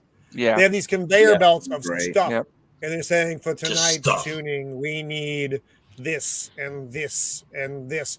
They're creating people's lives or changing people's lives, and they need the props. Kind of felt like they were playing Sims with humanity. Yes. So imagine you're one of the energy bug guys, though. You got guys like Mr. Hand and Mr. Sleep, the weird fucker, who go out and they're in the field, they're doing stuff fun. You're down on the assembly line making bears. I got the worst fucking job in this thing. You've misinterpreted this. This is Amazon's new Chinese facility. You will buy the products, yes. You will buy all the products. If they're making stuff for the Sims, we can be sure they're not making any ladders for pools. Right? Yeah. You will get bit in the groin by the giant spider, yes? And so and you will like it. So Doc is in here and he's mixing and matching memories. I mean, they make it the way they make it looks, very physical. You take a dash of this, bit of that, and you make a memory. You're playing sad childhood, death. And it's funny though, because the way he's talking to this, because the Doc opens up the syringe and he kind of whiffs it like, oh, a fresh one. He's like, what is this? A grand lover. And he looks at him. He's like, I don't suppose you could really appreciate any of this, Mr. Whatever your name is. Funny. Mr. Stool. And so here we have, these are memories. These are just chunks of memory. It looks, whatever. This is how they chose to represent it. You put a dash of this, a dash of that, a death in the family, and boom, teenage angst. Whatever. And it's just kind of neat. It's a good visual. You're all good. It is Pop Rocks, which did not kill Mikey, by the way. That was an urban legend. And I heard that. That goes way back, like the 70s. It does go way back. Yeah, he drank. So, go ahead. He drank 4 Dr. Or he took like 4 packs, swallowed it, and then drank like 4 Dr. Peppers in his stomach. And he exploded. Yeah. Urban myths from the 70s, kids, in case you're wondering what those are. Something that I noticed in this scene in particular, if you notice the crack on his head, part of me was wondering, is the alien thingy expanding, trying to get out of the human brain? I thought that's how they got in. Yeah, that's what I thought as well. I'd assume they had crawled in through the anus. I wasn't sure. Had to make it weird. I apologize to everyone for that. Well, there's a limited number of entrances and exits, so it could be plausible. Very true. Yeah. True. So Mr. Book is now talking to the doctor basically about what he is calling the doctor's fuck up. He hasn't used those words, but the doctor's like, "This is what you wanted, right?" Because he's trying to explain what's happening with John. He's like, he's evolved. He can do what you guys do now. This is your experiment, and now it looks like it's going to bite you on the. He's going to say ass, and then to keep that old timey feel, they cut him off before he said it, and Mr. Book it's like fuck off and throws him on the floor, and. This is, I think, at the point where they're deciding they need to bring him in. Mm-hmm. And again, you get that. Oh, it's time. I like that. So they're having their conversation. Mid-conversation, a bell goes off, an alarm, some kind of fucking thing. And everybody needs to go down for the tuning. It is time. And they all go down to their big chamber. And this is a really fun scene. It's a neat looking scene. Mm-hmm. You get all the chittering, and there's this big fucking face. And that's an actual 50-foot set piece they made at a circus, I believe, in Australia. When I was reading about they used the fairgrounds for the fairgrounds. Yeah, wow, crazy. and the head bug is facing all the other bugs. And what does he say here? It's not bring it to a stop. It's Let's get ready to rumble. no, it's essentially put it all on hold. He had a better way of saying it. That I'm not My remembering. What it is milkshake exactly. brings all the boys to the yard.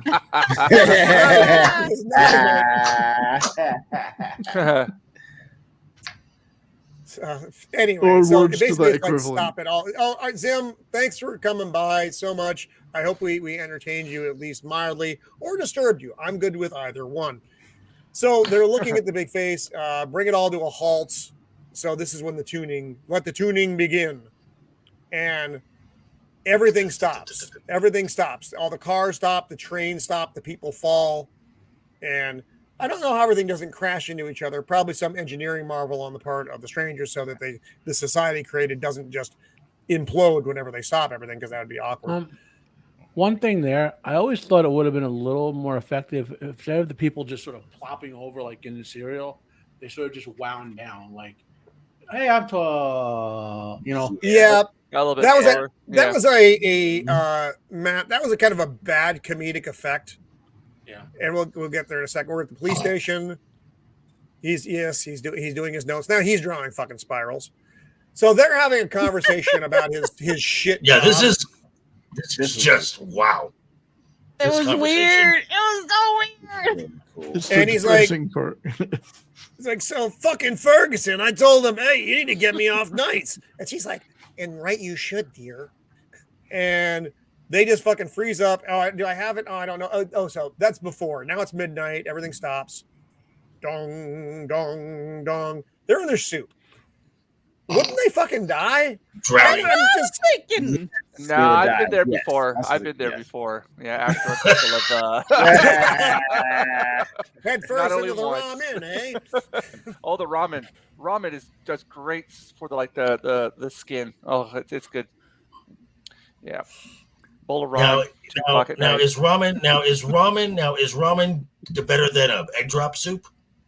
Yeah. It's got better oils in it. Okay. We got some I good recommend ramen it. joints I out here, recommend like legit ramen joints. I fucking love them. So, hey, for the panel and the chat, is this the same thing as the hot dog stand in The Crow? Probably. Maybe. Yes. I'm saying it is. I could be wrong, but I think it is. If you'll remember, the greasy, nasty hot dog stand is oddly enough a greasy, nasty hot dog stand in this universe as well. Some of the best hot dogs. Oh yeah.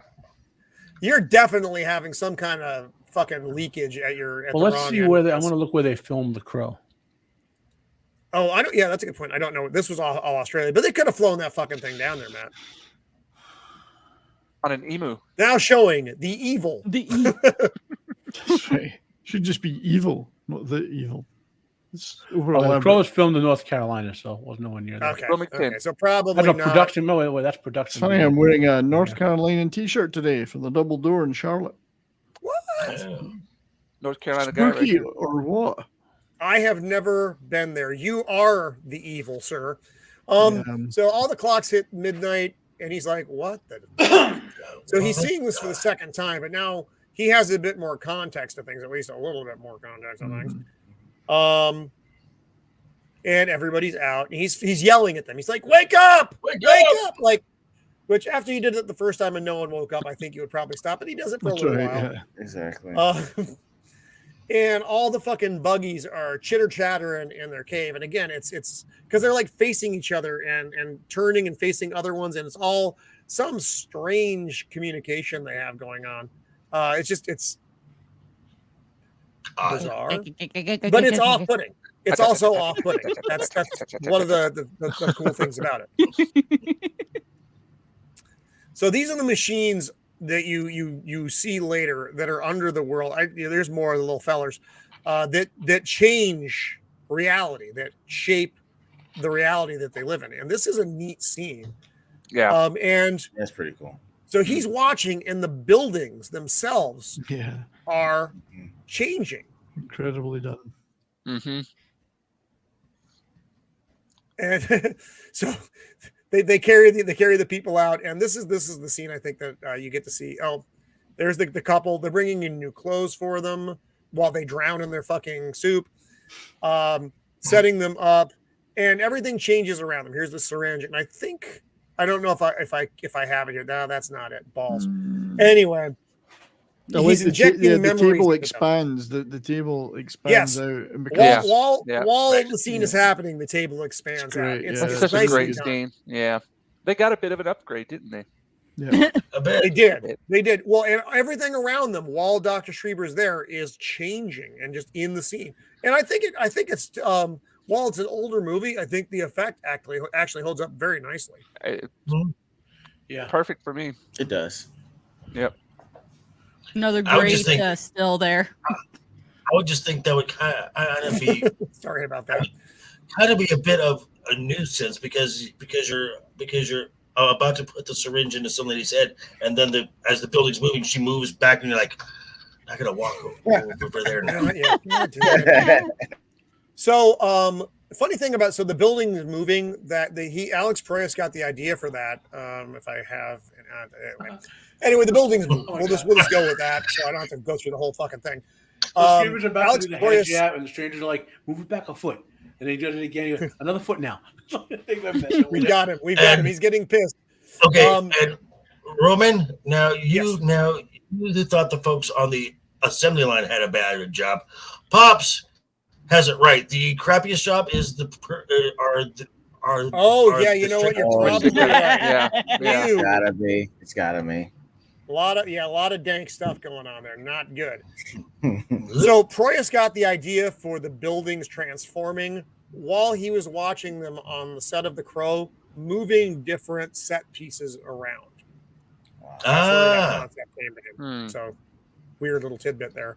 So now Murdoch reveals himself to Dr. Schreiber. He's like, dude, you need to tell me what's going on. And he does the mind thing on him, the tuning. Tuned him. You got tuned. And this is where it tells him, he's like, you can do what they do. You have their power. You have their power.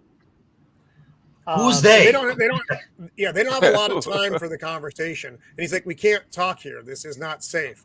They are coming. And so they don't have a lot of time together to have this. And he does tell him, I can help you. And this is one of the things I found like very interesting about this character. You didn't know if he was telling the truth or not. Right. I wasn't sure until the fucking end of the movie if he was just playing him or if he was legit in his I can help. It's weird because I believed him straight away. Yeah, it's weird. Did you? Yeah. Well, the part that kind of like person. Yeah, the part that confuses me is he looks like he's enjoying his job. You know what I mean? Yes. So that part of it like makes me like not have all that trust that I think I should. But you do feel like you can trust him, but at the same time, it's like this guy's having way too much fun doing what he's doing. I don't know. Kind of that mad scientist vibe. Yeah, yeah. Here's something to think of. The same way that the strangers manipulated the humans, he manipulated this guy and the strangers. Mm-hmm. So, agreed. Is he really could he be a super stranger making his own diorama of things going on with the humans and the strangers? I mean, he's a complex I character. don't think so because of the reveal at the end. Well, all I'm saying now, is, we don't know if that's true either, though. That's the thing. It's hard to know what's at this point. You don't know. That's what I'm getting at. Like the movie just ends. Like it's not like we see 10 years later. Oh no, and I like that. We'll get to that part, but I like the ending of the film a great deal. So the strangers pop out of the door, and poor Doc Schreiber's like, he attacked me. And he's like, of course, Mr. Hand's just like, I ought to smack you with my hand. And I have this look all the time, same look. And so they have a plan. He's like, we have much to do, Doctor. Yes. Because they have a plan for what they want to do, and their plan is fucking bizarre. What did Zach say? Show. Super squirrels. You're not showing. Are you showing? What am I doing? I don't even know what I'm doing anymore. There it comes. Super Skulls. Oh, that's Zax. Zax. That wasn't meant for any of us to feel good. So now the clock starts again. So everything starts back up. The big fucking face closes. All the clocks start chiming, and he's just suddenly awake. No one really thinks much of it. Like I was just asleep on my fucking instrument. Everybody in the diner, the barber shop, and then they were having their conversation again. And he's like, Ferguson, I had to tell him I just have to let you go. And she's like, and you were right to do so, dear.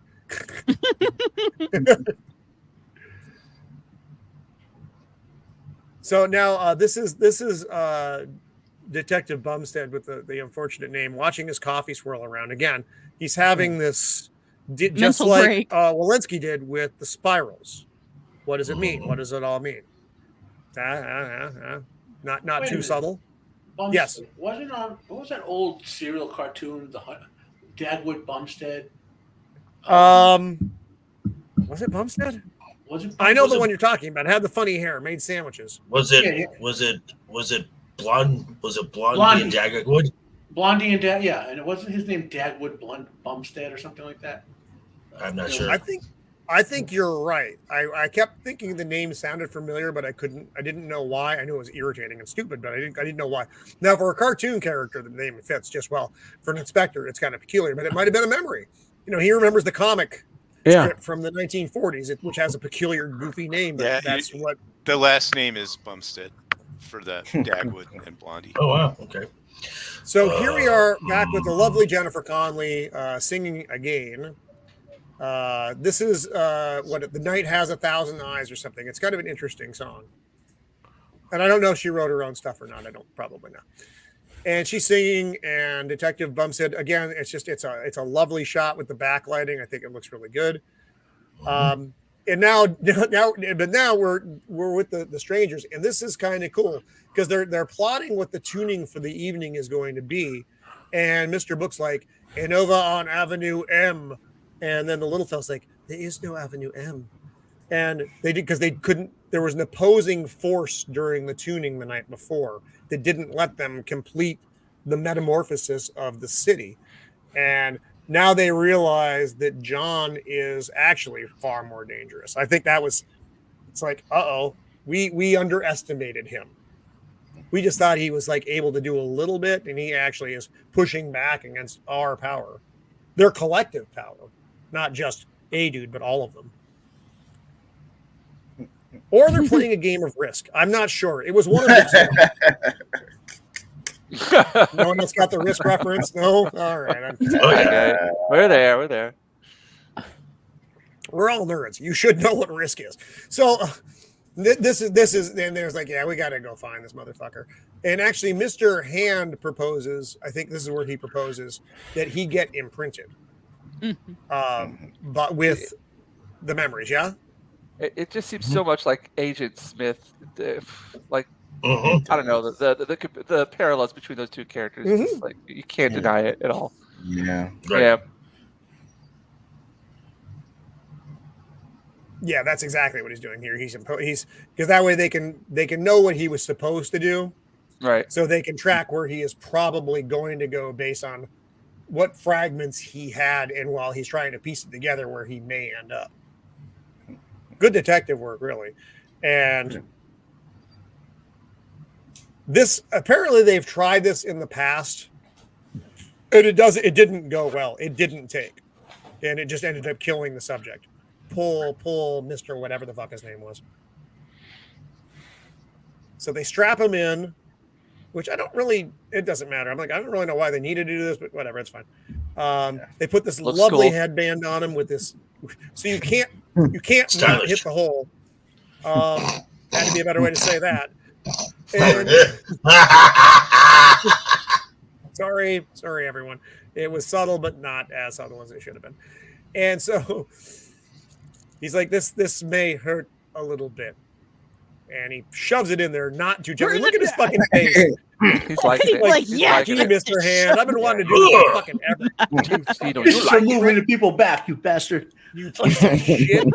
So, This is how dolphins mate, right? yes, exactly like this. In fact. So now Mr. Hand is getting all the memories that John was supposed to get to make him the serial killer. So he is getting that whole fucking shooting match, which, okay, that's fine. Fucking weirdo. So these are all, this is what makes a serial killer. And now he's with his missus. This is a weird shot because everything's distorted, so she looks tiny. And then this is him murdering broads. And then he's going through his pockets here, I don't know why he suddenly had it. It doesn't matter. Oh, the postcard. This is postcard. I'm sorry. Forget my brain. From Carl. He's reading it through. Blah blah blah. Da da da da da. Carl. He's like Carl Hong, Carl Wong, Carl Fung, and then he sees on the thing it's Carl Harris, K. Harris, fucking fishmonger. And this is obviously you see what Shell Beach looks like in on the postcard. And KH Carl Harris. He runs into a phone book because they have phone books that have the name of every person in the city. Do they have to redo the phone books every night, do you think? What a pain in the that'd ass. be a pain in the ass. I didn't think about that. I would hate to be a stranger with that job. Oh, again. We got to change the fucking phone books again. That would be Mr. Unliked would get that job.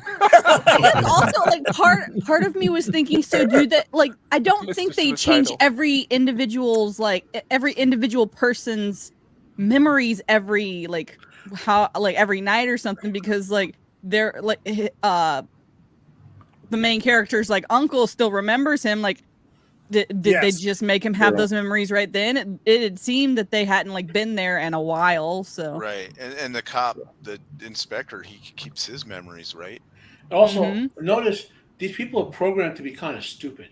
In other words, they're like, "Oh, where is so and so beach? Oh, it's right over, maybe." Oh, like they just accept that they don't have complete memory. That they don't remember. Yeah. Yeah, there's two repeating numbers too. There's 55595, and there's a 55595 on the left of it too. Yeah, it's like repeating numbers. Yeah. Wow. 555, which means there's only 10,000 possible combinations. Jesus, Joker. Damn. How did you? Rain Man. Goddamn. 0000 to 9999. 10,000. Well, there probably aren't 10,000 people there. I'm guessing. I don't know how many people, and so you never really get a good feel for how many of them there are. Well, you never, until the end, you don't get a good idea how big the city actually is. No, that's also true. Yeah, you have no concept. Yeah, it has areas like the Crescent City and the East City and the South City, so it must have a certain size. So again, it looks like the model is the prostitute, and this is the gentleman from the hotel who was the hotel clerk earlier, and now he is working at a prostitute too. Mm-hmm.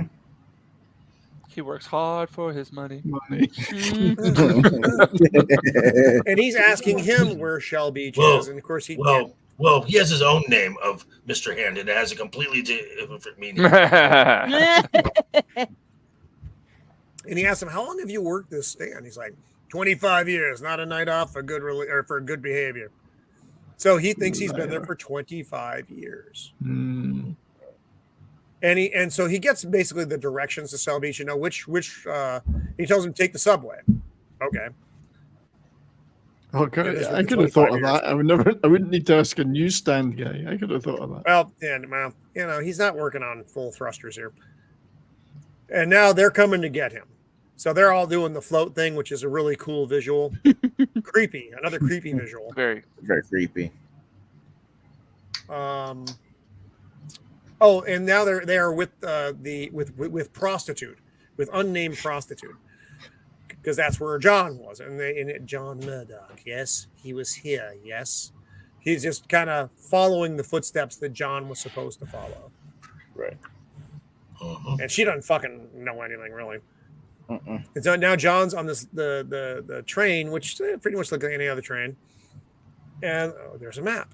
And on the map, there's Shell Beach, which has a very peculiar short line. It's the green line. You need to get from the blue line to the green line. So She leave looks me like she's alone. been on the with white that, line. A whole different line, my friend. Although the effect may end up being the same. And so he's like, leave me alone with her. Yes, business to do, because he's got John's serial killer imprint. So he's serial killing. Look how happy he is, though. That's just pure joy. It is. He's now Bless him. Mr. Man. Happy is now his name, Mr. Happy. And the weird, creepy little imp there that Mr. needs to be Sleep. punted off a cliff. Yeah. Yeet. And so he's remembering what John is supposed to be doing. And this is her betrayal. He sees them having the affair, and then he goes off serial killing. And he's like, I don't know where he is now, but I know where he's going to be, assuming he's going to go back to his wife. But he still wants to stay here and kill the hooker. Because, if you got some hooker killing to do, you have a little bit of time, you do that. Why not? Well, Why you not? can't So afford now to- he's on- You can't afford to backslide on that work. You got to get it done when you can. No, it's not easy. Mhm. So now he's on the green line, and the green line stops, and everybody's getting off, and he's like, "What the fuck?" And he's like, "Hey, how do I get to Coast to Shell Beach?" And the dude here is like, "You got to take the express." I And the always found express just fucking- that guy's attire just didn't seem like it fit in with the scene. Like this era, you know what I mean? Not Like the all. hoodie. Yeah. No, that was Yeah. weird. You're right. Yeah. Yeah. Not at all. He's a Because time traveler. everybody else. Wait a minute, he's a has time the- traveler. There's time travel in this movie. The dark sea is supposed to be constructed from a multitude of eras. Yes, We're just yeah. focusing on the 1940s. Right. Yeah, that's true. Most of it has a similar look, and this one does. This is the out of place dude. Exactly. And then the express, he gets off the train. The express is like, boom, just goes by. It was a real express. And he asks the dude, he's like, "How do I get on that?" And the railway guy is like, "Well, that's the express." Basically implying it never fucking stops. So usually we don't get on the express.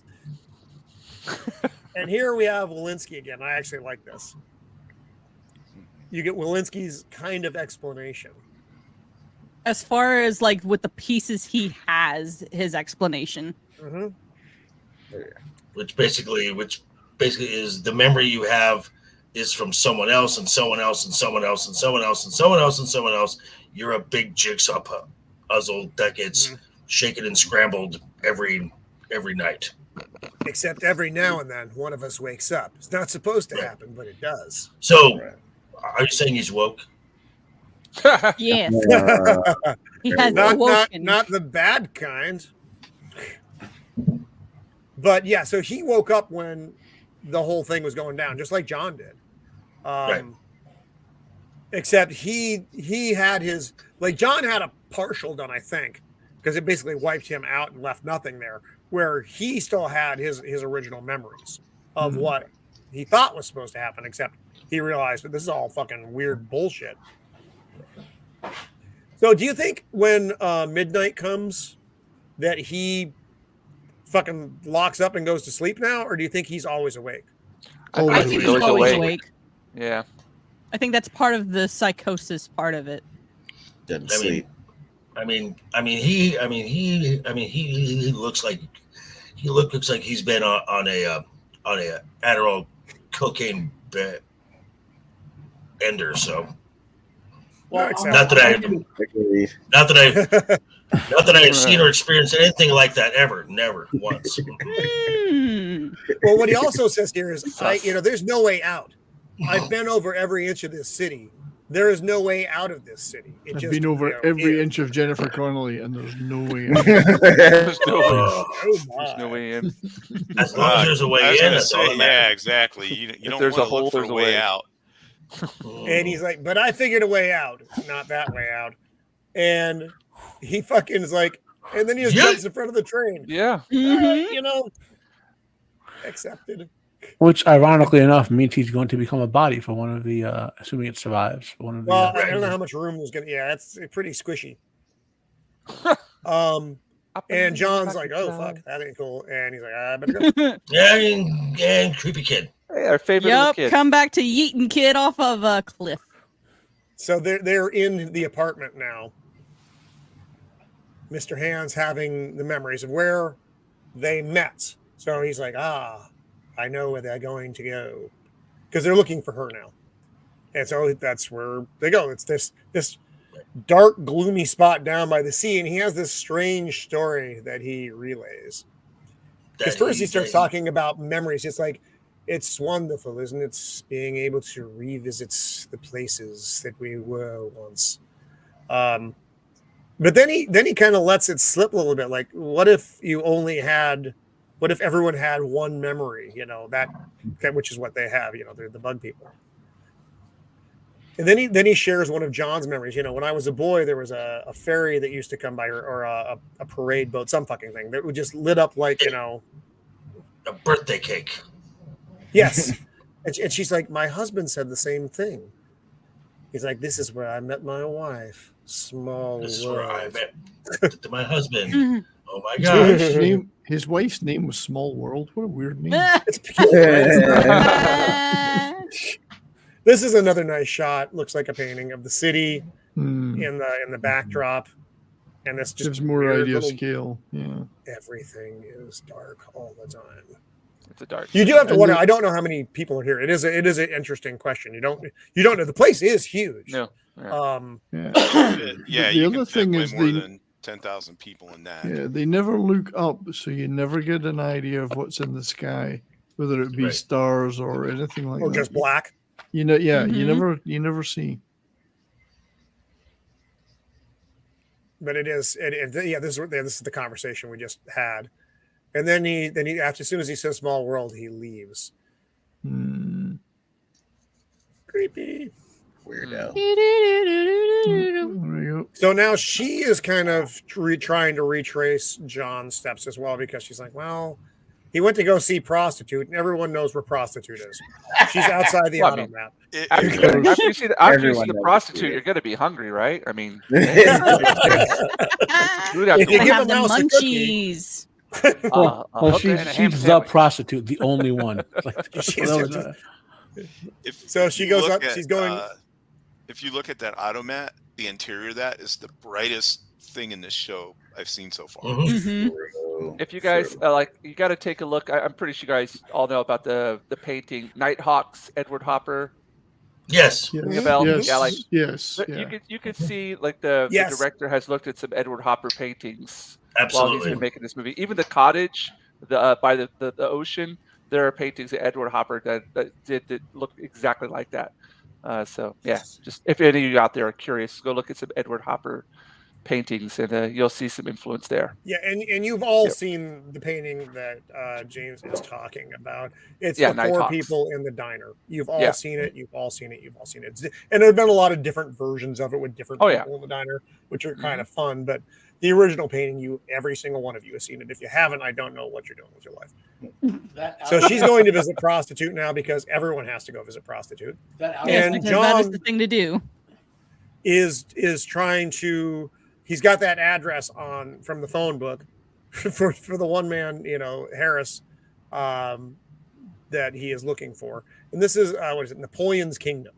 And this is interesting. Matt, I think you're the one who brought up the fish earlier. Yeah.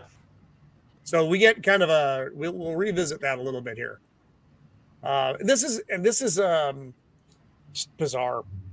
It's a strange looking thing. So she's going to see. There's a juxtaposition here as well, where she's looking for prostitute, and John is looking for Mr. Harris. For man.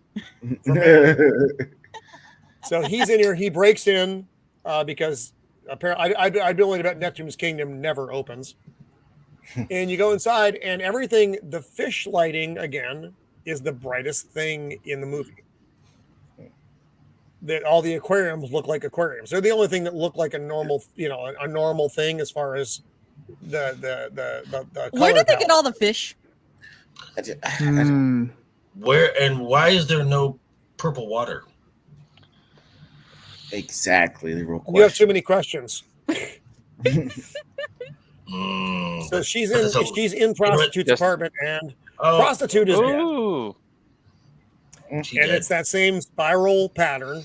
Saw. What a waste. Yeah. That's what I was thinking the whole time, 70s. Poor prostitutes. Come on. So she gets grabbed, and you don't know who's grabbing her. And it turns out to be Inspector Bumstead with the stupid name. She's like, Inspector Stupid Name, what are you doing here? He's like, I thought you might show up. I was looking for him too. So Roman, tell us, how do you really feel about his name? Inspector, he should have been called Inspector Asshouse. Yeah.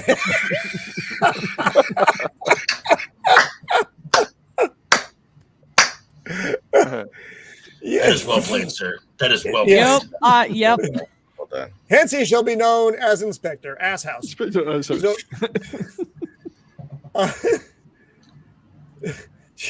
So now, this is Uncle. What's his name? Carl, right? Carl's my name. Well, Carl Jr. Carl's in a wheelchair, and he pops out, and he's like, "Hey!" And he's like, Johnny, it's been so long." And of course, John Murdoch has no idea who the fuck this is, except, he has a card, and he knows he's supposed to be there. So, if you guys, I don't know if you took a good look at the symbol last time. If you're a Naruto fan, you know that the swirl is the symbol of the Uzumaki clan, and what it means is whirlpool. So the symbol is another connection to water, beaches. That's constantly. Okay. Got it. I did not know that. Yeah, there's a lot. I don't even like. I watched. So this is the first time I watched this film for this in probably 10 years, right? And so I'm watching it. And I'm like, I didn't notice that last time. You know what I mean? And I'm like, these are one of those films that every time you watch it, like let's say hypothetically right now, I might read something entirely new I've never read before or watch a movie, and I'll go through it and go, wait a minute, that could have been an influence too. You know what I mean? They drop so much stuff in this movie that like you don't even see it the first 3 or 4 times through. Right. Yeah. This is an interesting piece of casting because this guy's called John Bluthal, and I remember him from my childhood being on a bunch of British comedy shows like the Spike Milligan Show and various other sitcoms. So it was kind of weird to see him pop up in this little this sci-fi movie like this. He was very much a sort of sitcom guy, That is interesting. Yeah, he was in a lot of classic British sitcoms and sketch Alex Proyas, he's not British, is he? Is he American? He's American, isn't he? Or is he? I don't know the answer to that. You're not going to like this, Roman, but he was also in The Fifth Element. Mother dick. Wow. Perfect movie. 10 out of 10. It's over. The stream's over. We're done. It's a fine film. He did the Fifth Element just before this. Yeah, that's right. Yeah. I like him. He's a great actor. He was great in the Spike Milligan Show in the 70s. He was funny guy. Oh, and he was in the return. He was in the Return of Captain Invincible. Yep. What a great movie! I love that movie. I gotta watch that. I haven't seen that in years. See, I am unfamiliar with that. I know that I'm probably getting Christopher demerits Lee for that, sings yet again. Christopher Lee, isn't it? Yeah. Brilliant. Oh, I do like me some Christopher Lee. Yeah. Anyway. So they're looking at slides now of John as a child, of his dad, of Shell Beach, which is where John grew up. Huh. Where did they get these images? And he's like, he scribbled. You were always scribbling in that notebook, Johnny. Which will come up again in a little So bit. the voices in my head tell me. That's being your dad. And John's like, what the fuck is that on my arm? It's like, it's a scar from the fire. And he's like, huh? And he's showing his arm. He's like, he has no scar. So he's like, what does that mean? He's like, it's all bullshit. And he throws the slides on the floor, just making the poor old man sad. Hey, just cleaned up the place. Right. That pissed me off too. He spent 5 days organizing those slides in the correct order. Chronological order. But so now, and John, again, he's putting it together now based on conversations, whatever, that everything is fucking not real. He's offering her a glass of dirty, filthy fucking tap water. From the prostitute's house. From prostitute water. And he's like, "Hey, I'm gonna call this in.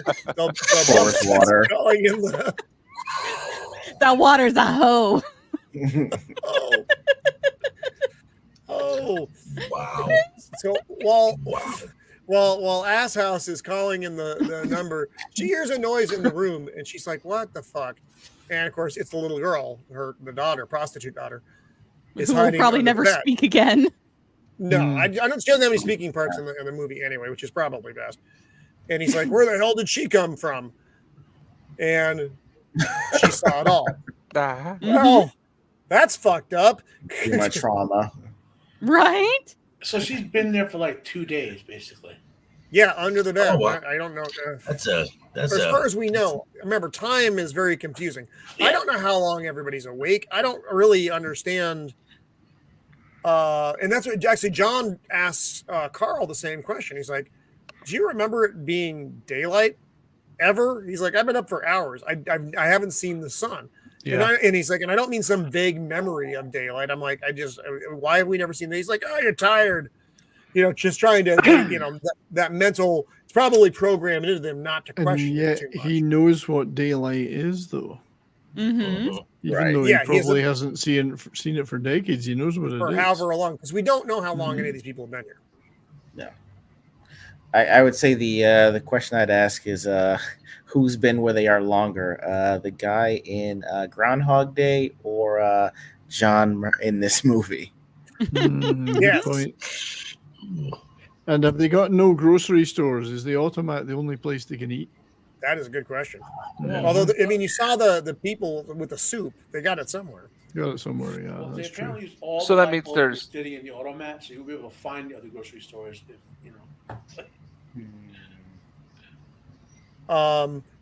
So this is a little bit weird.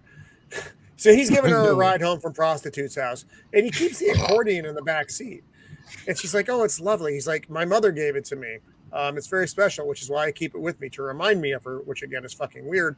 He's like, but then he's a like, fan yeah, of he's a fan of Lawrence Welk. Okay, come on. Right. But he says, "I can't remember when she gave it to me." He's like, why could I not remember such a key event? And she's like, "Fuck, I don't know, man." She got a stupid name. And so John's staying in his childhood room, which is actually kind of a fun room for a kid. Is it his room though? Well, it's Really? somebody's room. And they're rummaging around. Okay, this is just kind of generic shit. And then he finds his book that he was always Handy scribbling dandy in. notebook. But there's nothing in it. It's blank. Thank you, Nas. I mean, What there did you go, you got that one. So now we're back with the chittery chattery bug man. As we're they're planning what to do with John Murdoch.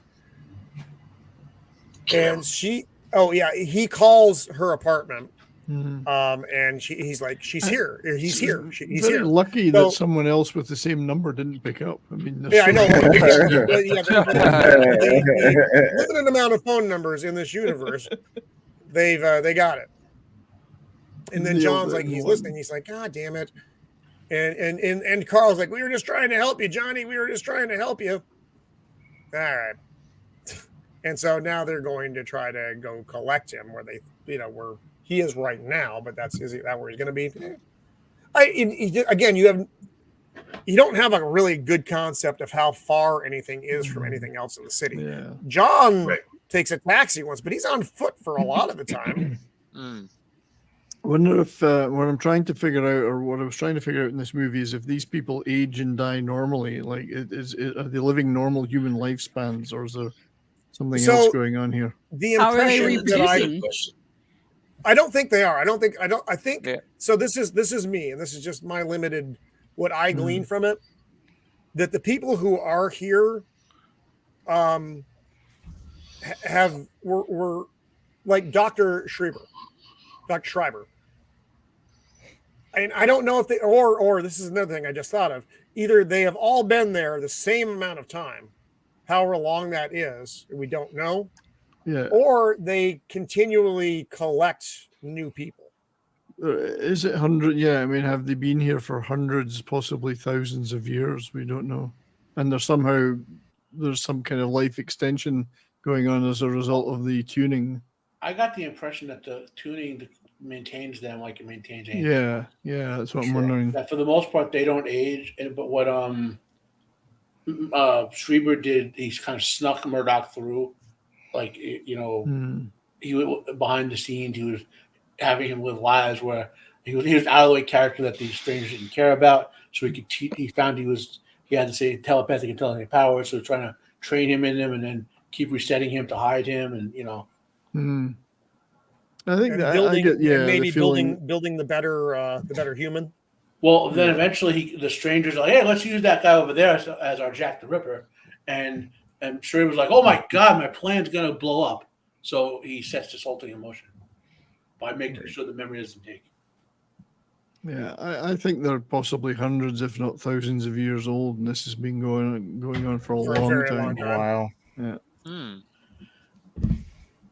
Uncle Carl, it's been a long time. Where's Carl's Jr.? Parties. Used to work there. Yeah. PTSD. Okay, so now tuning time is coming, and everybody's out. Well, nearly everybody. Except, why do I hear the dog barking? Bark, bark, bark. So, oh Lord. Hey guys, can you guys give me a second? I gotta get Sure. I'll be right back though. This pause is brought to you by our sponsors. Wait, we have sponsors? Yeah. We've made it, y'all. We've made it. Yes. I want my cut. How much do I get? Our sponsor, Acme Scissors. Okay, when you need to scissor something, buy us. Brought to you by Scissoring. Sponsored by Fuck Nothing, because that's what you get. Yes. Yeah. And now it's time for Comedy Central to take center stage. So, this is what happens when Roman leaves. We all get to have the opportunity to just be funny. Well, we can finally talk now. We can finally talk. That guy just won't shut up. I'm trying to think how we can wreck the entire channel. Let's talk about Fifth Get him demonetized before he's even monetized. I'll tell you my Kiefer Sutherland anecdotes. So when Kiefer Sutherland's stepdaughter got married back in the 90s, it was in Edinburgh where I lived at the time, Edinburgh in Scotland, and it was got married in the Royal Mile at the City Chambers, and he was there with his kilt on and all that. But I didn't meet him, but apparently one of my good friends worked at the hotel he stayed at. He said, what a guy. I mean, for one thing, he drank like it was going out of fashion.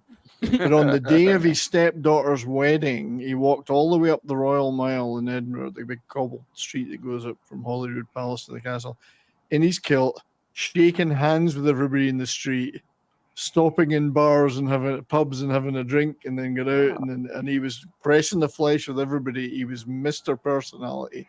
Like, wow. And the picture that I've put in the private chat shows he's looking pretty disheveled by the time he gets to the wedding. But apparently the greatest guy, just like a load of laughs, and he couldn't do enough for everybody that he bumped into in the street. He got tons of photographs and chatting to people and whatever. So, he's a cool guy. Yeah, he's a cool guy. Yeah, everyone had nothing but good things to say about him, including my buddy that met him a few times in the hotel. And he said, yeah, he was a good bloke. So what kind of tweet has he got on there? Oh, God. Well, Sutherland is an actual clan, so I'm assuming that's what he's wearing is a Sutherland tartan. But look at his hair looking pretty disheveled. Oh, yeah. This was after 4 or 5 hours of walking up the high street, going to the pubs. Whatever. So are Kiefer and his dad the best father-son or parent-child acting combo? That's a good point. I mean, you got Michael and Kirk. Yeah, you got Kirk and Michael. You got the Skarsgårds. Yeah, all 18 of them. All 18 of them. Yeah, well, that's 18 of them. The Baldwin and Scardells don't count. So, yeah. Yeah, I'm trying to think. Yeah. Fowler, To answer your Fowler question song. there, Boosh, it's Scotland. So, and it's Edinburgh. Yeah. So, I think how many So bars in- are there in a mile? Well, you- Technically every shop is a bar in Scotland. Yeah, I mean, if you were to go from the bottom of the Royal Mile to the top, which is literally a mile, without branching off into any of the hundreds of side streets, you'd probably have about 30 bars. Nice. So, Yeah, That's a The city pub on crawl the there. plus the whiskey, Right? plus the whiskey museum at the very top of the Royal Mile. Jeez. Oh, that sounds wonderful. Oh. The city on the earth with the most bars per square foot is Hoboken, New Jersey. Oh yeah, I can believe that. Makes I can sense. believe that. Makes But yeah, sense. I mean, it's Oh, 'cause they he was live in- having a rare old time. The city on the earth with the most people per square foot is right next door. It's Union City, New Jersey. Yeah. So, Really? Yeah. I figured it would be someplace in India or something.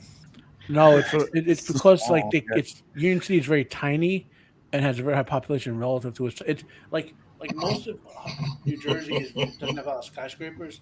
Union City in the olden days was like up. They would build like 10-story apartment buildings, where like in Jersey they'd build a house. Yeah. Mhm. A lot of tenements and stuff like that back in the day. So, for Ego, this is your first time seeing this movie, right? Relatively, yeah. Uh-huh. Okay. So at this point in the movie, did you already had like a good kind of what was going on, or? No, I'm not gonna lie to you. No, but I'm glad I didn't, and that's what makes me upset thinking about The Matrix. Is like I have to. It's like they didn't feel the audience would be intelligent enough to kind of put things together, so they kind of stuck Morpheus in there to like ask the questions for the audience and kind of be the audience at the same time. So it's like, this movie reminded me of that. I think it was that 5 to 6 year period of mystery movies that were kind of shrouded in sci-fi or horror, like Event Horizon, The 13th Floor, in the Mount of Madness. It was just as much as a mystery as it was trying to figure out what was actually going on. And I actually really enjoy mysteries and not being told what's happening. Yeah. And kind of just figuring things out with the main character. It's like, well, hey, the main character could be me because he doesn't know anything that I would know going in. So I actually like the fact that I didn't know what exactly was happening even at this point in the movie. I hate being treated like a child when I'm going to the movies. I do not like that either. It bothers me. And that's why I'm just like, you know what? It's like they watched Dark City and they were like, it'd be great if, we had someone tell them what's happening as it's happening. And then instead of telekinesis, we just put guns. Because even the guns effect looked like the telekinesis in this movie. Mm-hmm. Yeah. So I was like, yeah, that's what well, if you want to think of it this way, you call The Matrix, you can say, merging Dark City and Equilibrium. Oh, yeah. Yes. What a great movie. Right. Yeah, it was great. Oh, my God, I forgot about that. Yeah. Equilibrium's a great movie. Yeah. Another movie that kind of gives me vibe. Well, it's not like on the with aliens and stuff, but like the whole setting and color scheme and with Gattaca. I love Gattaca. Yeah, Gattaca's great. Yeah, so Love like that movie. Which one? Gattaca. Oh yeah. I'm actually very surprised and very glad they haven't tried to remake that. Yeah, they don't need to. They don't. Well, although the nightmare is that that Proyas is trying to make a Dark City TV show, and I don't want to. I just don't do it. Just don't do it. That's not gonna work. Yeah, this doesn't need a sequel. It just leave it alone. It's good how it is. I don't want to see anything in this era. Yeah, I'm not gonna do that. Fucking muted this whole fucking time. I was saying, Roman, we knew, but we weren't gonna say anything. Look, his fucking mouth is still moving. He just fucking won't shut the fuck up. I thought you were listening attentively to what you were saying. It was nice to have Mrs. Vampire some was quiet there yelling at you. for a while. That's the best you've been in the whole show. It's great. Yeah, I fucking laughed at the old guy. So during this scene, he's being pursued by the fucking strangers, and the city's transforming. what I liked about this scene, this is another callback to not the Matrix. You shut your dirty Canadian mouth, Zax. Please tell me that's not true. Yeah, it doesn't exist. What did he say? Oh, A Gattaca was that- remake. oh, No, never. Don't do it. Don't Never, let ever, it happen. ever do it. Don't need it. Never. Just to calm people down. Technically, there's always something in development. I mean, Right. True. That's true. true. So this is another throwback to The Crow as far as visually goes. Mm-hmm. When John is running across the rooftops, Yeah. jumping, Yep. I'm like, because I hadn't seen this movie in fucking probably shit. What year is it? 2020. So I probably hadn't seen it since the 90s. When did I get my Blu-ray player? Whenever I got my Blu-ray player, I bought this on Blu-ray. So whenever Blu-ray came out is when I fucking watched this movie the last time. Would this year be the 25th anniversary of this movie? 25th, yeah. Yeah, 25th. 25th, yeah. Yeah. Good time. And I don't have the director's cut though. I have the regular one, and I hadn't watched. I mean, I bought it up because it was like one of those movies you need to have on Blu-ray. So I bought it because I love the fucking movie anyway. But anyway, this scene fucking of him running, I'm like, oh, because I just watched it again for the first time, in a very long. I'm like, oh fuck yeah, man. So, but Mr. Hand, he does this levitation deal, and he stops. He's like, well, you can run all you want, fucking fuckface. I can fly. And he goes all knifey on him and shit. This is like one of the few where he actually does the exposition and lets him know what the fuck is going on. When he pins him here, he's like, you know what's going on, yes? We're studying you. We're dying off, yes? We occupy the shells of your dead as vessels. That's not creepy at all. No, it's good. It's a lovely conversation. But that is where you get, that they're dying off. They're studying the humans to try to figure out how to be like them. This is where you finally get all this stuff. And it's only in this, 30-second conversation he has with Mr. Hand while he's trying to fucking knife him. Their species is dying off. They're trying to figure out what it is that makes a human so that they can become individuals. It's just like, okay, got it. That was nice. And they didn't beat you over the brow with it. So you didn't, it wasn't unnecessary exposition. It was fine. But other movies, you were talking about The Matrix, where you did get a lot more. The Morpheus scene where he does the whole visuals of, we broke the sky and blah, blah, blah, blah, blah, blah, blah. That was your audience is stupid. This movie didn't treat you that way. That's why I was happy with the director's cut that they took that narrative out. The narrative gave you too much information. And that's what Alex Proyas felt the same way. And again, the movie was a flop in theater, so it's not like, oh man, I saw it in the theaters, I got gypped. The 4 fucking people who saw it, me being one of them, it was fine. But the director's cut, I think some of the visual effects don't seem to be quite awesome, and we'll get there. The ones that we've seen so far, I think I'm fine. It's at the very end that you get kind of the wonky ones, but it's so worth it to get the stuff that you do get from this director's version. Not all director's cuts are better. I think this one is, though. Anyway, by the way, I kind of just noticed this. I don't know if they did this on purpose or not, but the stranger's daggers all like mini versions of the Kurgan sword from Highlander. Oh, with the opening up blade. Yep. Wow. Well, they all have the same hairstyle. Yeah. They're all the Kurgan. They all go to the same barber. Yeah. And he also tells him that he has his memories at this point as well. Visions of the beach, yes. The water, yes. We don't like the water ourselves. It's because they don't, for whatever reason, the electric bugs don't like moisture, and they're living in dried out corpses. I don't know if that has an effect. Exactly. They're 70% water. Perhaps they've got rabies. Yeah. Rabies water. Again, I don't know if this is direct or not, but if you look at the imagery they're presenting, they look like for example, Nosferatu. Vampires can't cross running water. They all have pointy teeth. They're all bald. They're all anemic looking. So there's a No, that's not anything against you if you're still with us, buddy. Yeah. Those motherfuckers. I'm going to the fucking show. Even like insults. The redness around the eyes is again an anemic thing with vampire looking.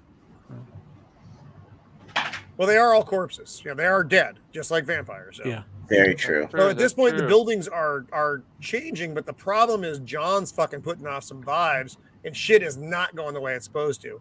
And these buildings are about to fucking smash into each other. That shit doesn't happen normally. And poor Mr. whatever the fuck his name is, his coat gets stuck, which seems like it's like, really, this is how you go?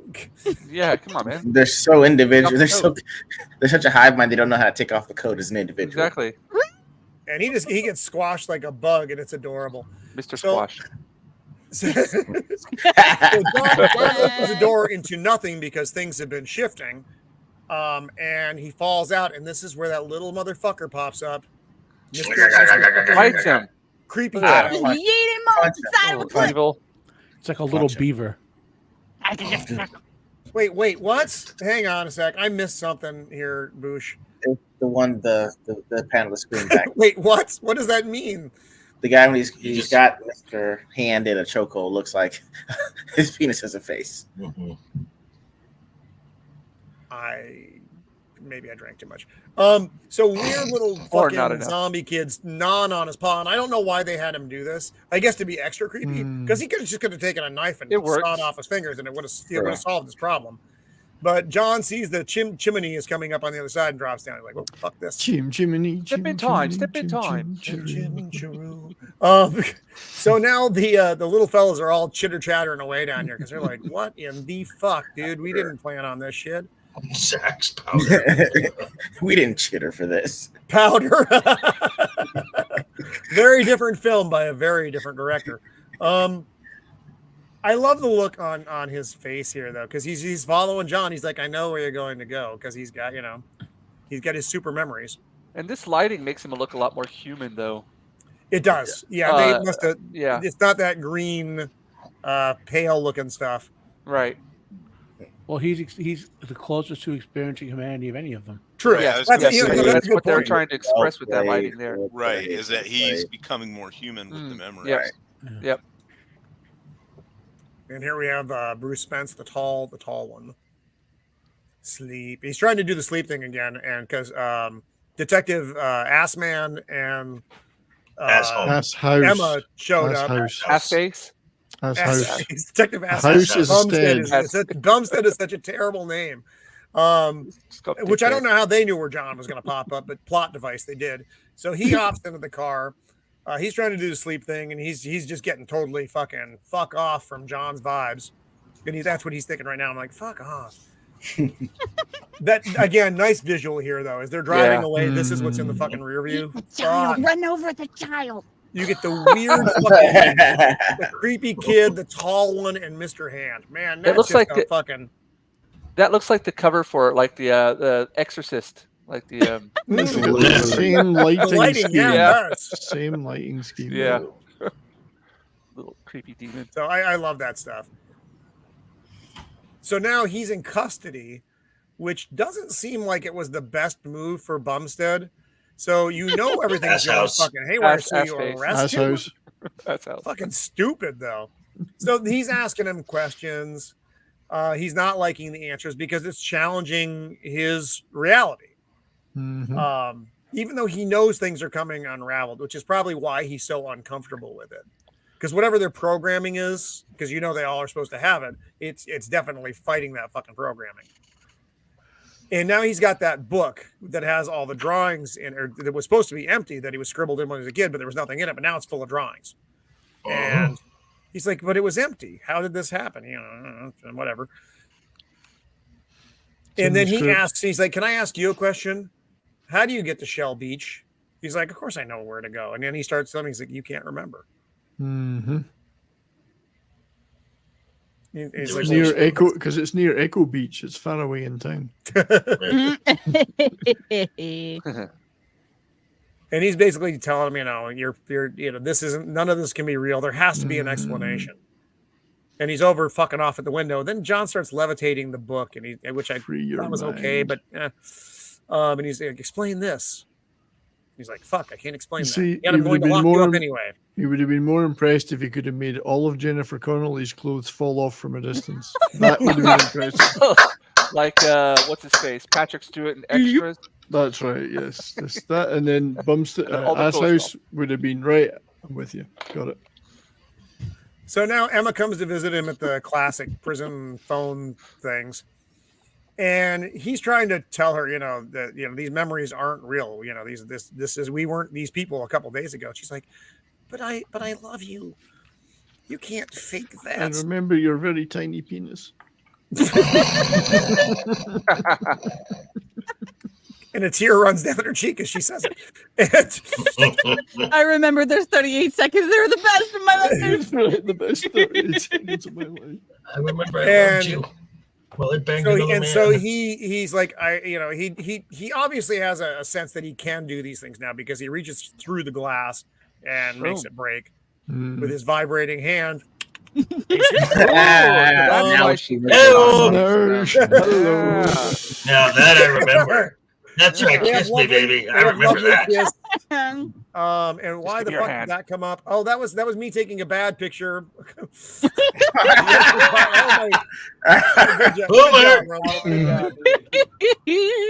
that's what's on my Did computer. you take these manually? I did all these 730 some odd slides, man. I will show you how to do it automatically. Good point. There's a way. There's a way to do it. Yes, we will talk. But then I won't waste hours and hours of my life. So, I mean, it's great if you want to watch the movie while you're doing it, I suppose. I don't. I don't so much. I hated it so much. So, actually, it was fine. It let me experience the movie again, so I could have some talking points at least. What is America saying down here? What is this? I want to hear it. Actually, Resist urge to make joke about. Okay, that shit. So again, back to Shell Beach. He wants to tell him that that the detective Eminem. I was gonna say Skittles, but okay. Wow. Nice. That the other detective killed himself. He thought he should know. And he's barely paying attention. He's just looking at the Shell Beach picture and the book that was levitating. He's like, this is just so fucking weird, man. So can I just then remind me who wrote the Shell Beach book in reality? Who wrote the scrapbook? Probably the creepy kid. Yeah. Oh, nobody. That's it was what blank. I'm thinking. John filled it in with what he thought should be in the book. Mind. Okay, that's it. Yeah. I couldn't remember. That's how I do it too. Yeah. So now his shoe is untied, meaning he's so attention to detail driven that his shoe being untied is kind of a big deal. Also, I really like his fucking shoes. They're nice. They're shiny. So now the strangers are at the police station doing the sleep deal, knocking out the boys. I think there's only like 7 policemen in the town as well. That's certainly what it looks like. But given that they are asleep for most of the time, you don't need that many. So Bumstead grabs the keys with a clever, nonchalant move because that's where you keep the keys, just on a hook in the police station, by the way. Right. And this is the chief, and he's like, ass man, I was waiting to talk to you about the Ass house. Who's Ass man's the other detective. He's ass Who's the actor that plays the police chief? He looks fucking familiar, doesn't he? Yeah, he does look familiar. Yeah. Like now that he's older, he's been in something recently. Frank Gallagher, who's Scottish as well. Really?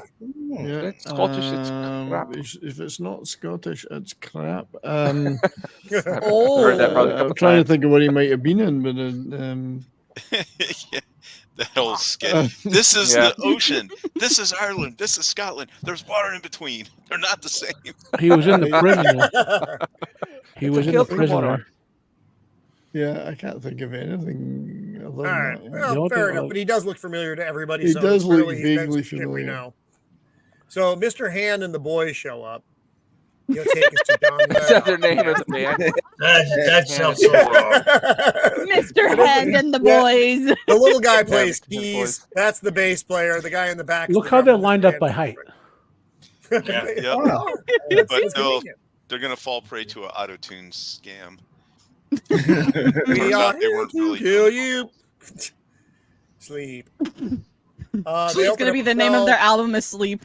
Sleep. Yeah, sweet. You turn on, it's like. So John is gone. The cell is empty. Oh no, where could they have gone? And he just slashes his throat though, like a dick. Yeah. Right? Because Yeah, he's man. a fucking serial killer. Wait. And so now John goes. I guess Dr. Schreiber just hangs out at the pool like a fucking weirdo, like a Turkish That's bath. not a pool. Okay. That's a bathhouse. It's a Turkish That's real bathhouse. business That's takes place. bathhouse. Yeah. So he's like, now they're It's finally a having a more legitimate bathhouse. conversation about how John was never, his memories. You were never a boy in this world. So that's what led me to believe that how old they are. Like I said, they were pulled out at wherever stage they were at now from whatever town they were in. Well, and then indeed, and that part of it doesn't quite get explained ever either. no, it doesn't. And it's fine though. You don't need it. Yeah, It allows you to Yeah. speculate and Yeah. let your mind wander with it. And I think that's good. Yeah, Unlike definitely. the Matrix, which gives you the kind of play by play, this doesn't really do that, and I No. like that. And Makes Schreiber you does have kind to of think harder about it. Yes. he lets him know, he had because of his abilities as a scientist, he understood the human mind better than they did. He was the artist. He was the artist Yes. for their painting of the human mind. Yes, but the only thing they allowed him to keep were those skills, and he was forced to forget everything else. And that he's like, can you imagine that? And so he pulls out another one of those syringes, and he's like, hey, you need to fucking inject this. I don't have time to do this the right way, but just fucking do it. So again, at this point, you don't know, is he trying to help, or is he just trying to work a scam so the bald dudes don't kill him? At this point, I still wasn't sure. By the way, I think Schreiber knew he didn't want him to take it and then. I think he set the whole end scenario up. Possible. Because he I needed got that in the feeling. place with I the agree with machine you. all opened up for him to do what he did. Yeah, I agree. He's been plotting this for a while. I can see And that. He wants to bring down the Like I said, people that are controlling him. Yeah. It made me wonder, Brian. Like I said, I mentioned it just kind of briefly earlier. Has he been actually, during the course of their existence here, we don't know how long that is, been slowly shaping John Murdoch? I think so. Just a little nudge here, a little nudge there, John's- just under the radar. John is of his the- weapon to bring this thing down. Yeah. Because he's not got the whatever to do it. Yeah. I told you Just under the radar of the strangers, so that they don't know until it really comes to a head and it's too late. So he has Bumstead with him, and Ass House. Detective Asshouse. I apologize. And they're like, "Yeah, we're going to Shell Beach. Yeah, that's where you want to go, right? Because they want to see where the fuck is this magic Shell Beach." And he borrows these syringes. He's like, "I'll hang on to this, for later, Doctor. Thanks. Pay attention. I'm putting it in my coat." You're putting it in your coat. Let's go to Shell Beach. And All right, I'll go. I think he looked at him funny because he was like, why would you stick that in your coat? And I think it's because Schreiber programmed him to do that. Right. This is a whole setup. Possibly. So they're singing songs. They're on the way to Shell Beach. Schreiber's like, "I'm not going to fucking help you, dude. What? Why am I helping you? I don't want to fucking help you." And because the map isn't He's accurate. playing It's not- hard to get. That's all. Playing Because he wants Mr. Hand to come and get him and grab him. He has to make them do it themselves. Yeah. I think. But now John is stretching his legs a little bit because he knows he has a power and he uses it on the dock. He's like, "You don't want to help? Fine, fuck off." And he does this whole jitter jatter in his head. He's like, "You want to rethink that, Doc?" If you don't help Doc- me, I'll turn you into a Canadian. With the healthcare included. Oh God, no. This is I'll a do sad anything. part. I'll I do didn't like it. I didn't like what they did to her. It's not like I didn't like within the plot, but I didn't like what they did to her here. So she comes home, and her apartment's empty. Mr. Tall Man is there, and he calls her Anna, and she's like, "That's not my name." And he's like, "Oh, no, it will be." Well, not yet. It will be. You will be. So they're getting ready to go for a small boat ride because there's supposed to be a bridge here, but everything's gone. And these are like ruins. These are like old parts of the city. This which bit was again, the look is great. really cool. I love this. Yeah. It's like old forgotten bits. No one has been here in obviously a very, very long time. Not even the strangers. And isn't it the case that later when we see the city from outside, you see bits falling off, like it's kind of crumbling a bit in the edges. And the edges could very well be. It was the parts that they don't think about, that they don't use anymore, just fall over. All this stuff's just lying, rusting. Yeah. Any garbagey stuff, they just let go because they could just. Yep. You know? Yes. Oh, this is where he's telling him. Oh, I'm sorry. I kind of jumped ahead. This is where he's telling him about his power, about his skill to create wall that they are trying to figure out what to do next. And Mr. Hand figures it out though. He's like, I need her, about where they're going to go next. Oh, look at the child that you need to punt. Crazy little prick. That was dead prostitute number 1 as far as chronology goes for us, by the way. When they were creating the scene, when they were creating the serial killer, they had to build the world for the serial killer to occupy, and that's what they were doing. And that's what he's putting him in the tub. He's about to give him the shot. And ruh-roh, John woke up and I didn't get it when he's flinging the shot away. As soon as he puts it in his head, it's like falls to the floor and breaks. And Doc scrambles out of there.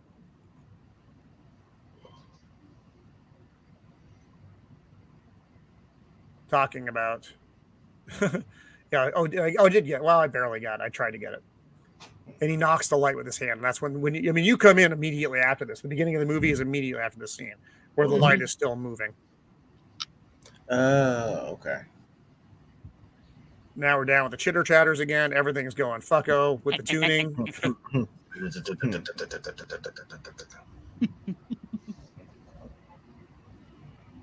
And yeah, this is it. This is when he's talking about this is when he had to erase his own memory. And you'd think, as talented as he is, he might have figured out a way around that shit. See, exactly. I was thinking about that. Part of me was thinking that the parts of himself he injected into John were his memories or were his personality before he had to delete himself. Something. Probably. That's a good point. You had to have known that if they let you do this, they were going to try to take something for you. I think he would have been smart enough to just at least put pieces of himself someplace. Right. That dude looks like a Borg. Yep, he does. Well, the guy behind him. I always like figured he was taking before he could. In other words, taking pieces of his memory out and isolating them into that secret formula that he gave to John. Okay, I get it. He was using John like a Horcrux. Yeah, that's yep. Actually, that's pretty good. So now he's injecting himself with the thing, and he's forgetting who he is, supposedly. By the way, this is where John, but the Shell Beach guy that had nothing in it, and that's where he tells him, "Yeah, you fucking filled that shit in with your brain, dude." Okay, all right, I'll go. And then Doc's again trying to not go any further. He's like, "You don't need me from this point. You don't need me." And they're like, "Come on, Doc." And they open the door, and right here, you don't know. You see them open the door to blue sky. Yeah, and you're like, "Oh wow." And then immediately it falls apart. It's just a fucking big poster on a fucking wall. Yeah. Quick flipper. Yeah. Fuck. It is. It was like, wow, that's a. It's not saying you're subverting expectations, but it really kind of. It gave you a gut punch because you're like, what the fuck? This is it? Yeah. Now and this then next in part, the next scene. I did not. When I saw this the first time, I did not see this shit coming. Because there's what the fuck? And John just starts ripping at it, and there's a wall. Okay. And Doc's like, no, don't do that. Don't do it. Now, conveniently, there's a couple of sledgehammers in the room. Hey, he probably made those appear with his magic. That's what I was thinking, James. I was thinking the same thing, and that's what I was going to ask panel and or chat. he could have just broken down the wall with it, but I don't know. Sledgehammers are cooler. were those think it was fucking true. hammers there though? Because that's kind of an odd thing to just be sitting around in a room that shouldn't even really exist. Indeed. Because the sledgehammer's just lying around everywhere, isn't there? Well, I mean, they are at my house, but we do some shit here. Well, that's true. Yeah. Kinky. Everyone should have one. Yeah. So when I first saw this and they were busting it open, I thought they were going to see thousands and thousands and thousands of those stranger guys sitting in like bleachers just watching them. Yeah. Oh, Like the God, that Truman would've been Show. good. That would have been creepy. Well, like that Star Trek episode, do you remember? Or The Hell, that went go back. There's a Twilight Zone episode like that too. From years ago. kind of a really creepy. you remember when they were trying to get sickness from Kirk and because the people were immortal and they had the woman trying to seduce Kirk so she'd get all the diseases, and when it turned out we looked, all the immortal people stacked right outside the set watching them. You know? Spooky. Interesting. Lots of nose, digging at the wall, and boom. Space. Mhm. Is that That fucking was space? Space. The That final is in frontier. fact Yeah. fucking space. No wonder it's dark. You're in interstellar space. Yep. Mhm. Yeah, and that just blew my mind when I saw it the first time. I was That like, was, holy yeah. fuck. I really hate what happens to Detective Asshat. I know. I feel Ass bad. house. Ass house. House. Ass hat's Sorry. a different guy. That's fine, yeah. Oh, it's There's very ass hat here. Lovecraftian, you That's know. ass hat. That's Fits ass the hat. theme. Fits the theme. So Mr. Hand and cohorts show up, and they're like, "All right, okay, It's a fun, bummer for fun for Bumstead. all. Time, You got time to us. pack it up." You got us. And then Detective Asshouse just gets yeeted. But he takes one Yeah, with him. because he's taking shots at him. I think he actually Yeah. kills one of them, You and did. then He he gets starts. one of He them. gets in a tussle with unnamed Mr. whatever the fuck his name is, and they go through That's the Mr. fucking. Space. They go through the force field, Yeah. and they just drift off. Mr. Flush. Right. That's not how the Force But they brought Emma with them. They have leverage. Anna. Yes. Me, Brett. Not yet. Brothers. She's still.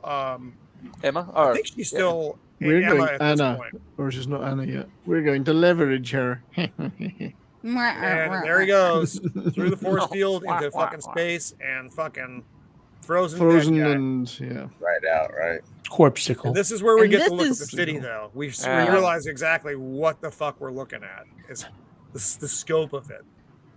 Right. And that's where you start wondering, where did that come from? Was it cut out of a part of the earth? Right. Is it even Asgard. human? Yeah. I don't think it is, Brian. I think they actually built every bit of the city from memories, still from all the human. memories of all the people. But they took the people, they built this separately, yeah. yeah. Yeah, because they remember the doctor said at first there was darkness, and then there 'Cause was the city. they are humans. Well, they pretty clearly got the matter from energy part of the science down. Yes. So, Hmm. I'm floating Man, I ain't got that away. dirty. my John's God, like, cool "Oh, stars. So he's asking Mr. Hand. He's like, I'm not gonna fucking do what you want. Mr. Hand's like, well, I'm just going to fucking kill her then, John. And the killer, John. because he has the memories, because he's like, I have the memories you were supposed to have. I'm the man you were supposed to be, the fucking killer. And Then John finally, he's like, okay, fine, fuck it, sleep. Then I'm going to return to transsexual Transylvania. I'm the trans of the trans of the trannies. Take a little step to your right. And then John collapses like a bag of potatoes. And I think it's interesting that I guess he had to just allow himself to have that happen. Yeah. They Yeah. told him he had to let himself go. And now he's on the railway in the weird, underworld. Whee! I feel like that could be like Sleep. a roller coaster ride. It does. It looks like a bad part of Disneyland.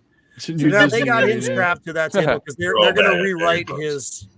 They're going to basically they want to take his memories. They want this guy. They want this version of him.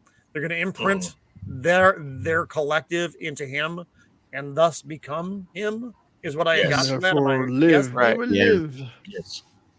Which is a little bit weird. It's a kind of it's a strange concept.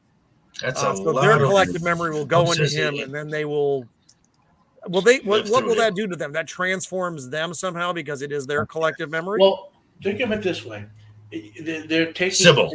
if they're a hard drive, right? They're taking the data on their hard drive and putting it on his, so they'll be able to live in his device as opposed to their failing device. Their collective ego will become an individual, and they'll all survive. Yeah. That was weird. But then, in theory, they can use him to imprint, if they want to be individuals, further individuals, on other humans, like with technology. Right, and they're all chitter chattering away with this shit. I need to pause. Mr. Anderson. Yeah, that's true. Anderson. Yeah, all the Smiths. The Borg guy, nice. He has evolved, and then that's it. Then now they made the decision. Yeah. Now when they Kill say him! he has the- The actual they had- motherfucker wants to kill him first. Kill him! And then they all start shouting it because I guess they're all that bug people mind. When they say the line "he has evolved," that like the word evolved evolution to me implies a long ass time. So Right. Yeah. Oh, that's true. He's been there that fucking. Well, he does. You know what? Yeah. But when he's talking to no, when Mr. Book was talking to the doctor earlier in the film, though, when he was doing the memory thing, he said it would take several thousand of your lifetimes to become like us, right. something to that effect. So what does that mean? I don't really know. There is a lot of ambiguity here. Where you just look at it this way: if they've taken these people from Earth, let's say they are Earth humans, so they've taken them from Earth, and they're now in interstellar space. How many hundreds or thousands of years may it have taken them to get there? Because they haven't broken the laws of physics with faster than light travel or warp drives or any of that. I'm assuming they haven't, and they're traveling at certain speed, but not that fast. So therefore, they could have been out there for thousands of years. One thing, And we don't. We have no. Yeah, because we have no concept of where they are. In space. Exactly. There's no concept of time in this movie. No, there's no reference. There's no reference. one thing to frame at all. consider is they said it would take, 1,000 years or whatever, 1,000 lifetimes, generations.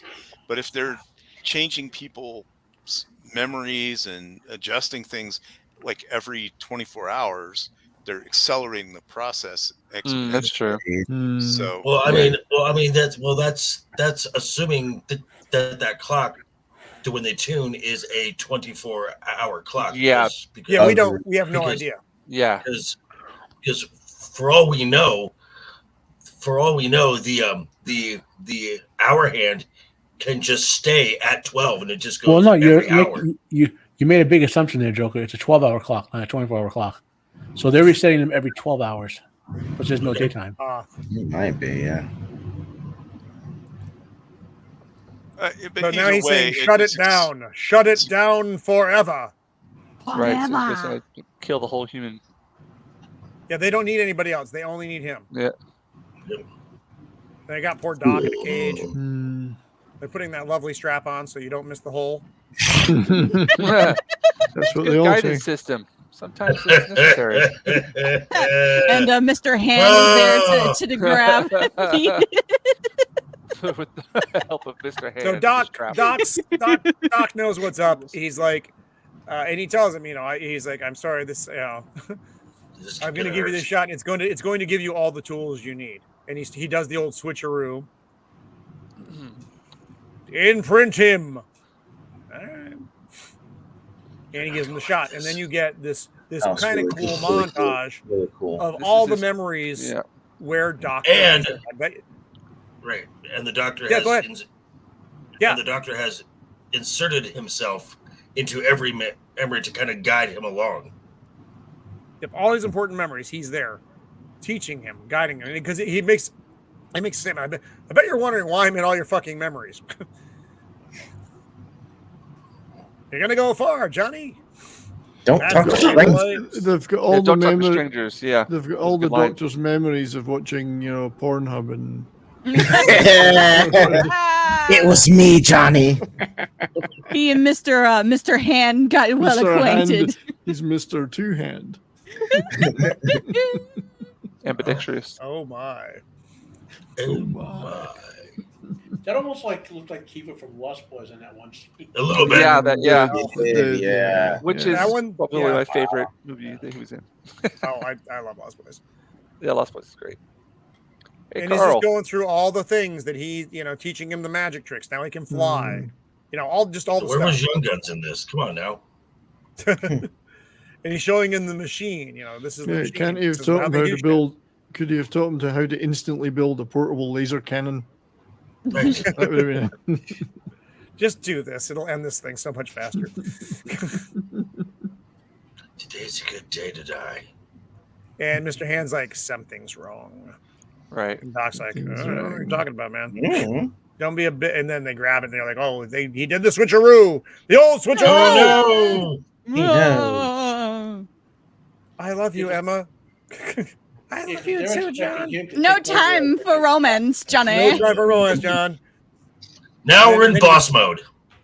Yeah, and then he just spins right back up. Yeah. The thing melts behind him.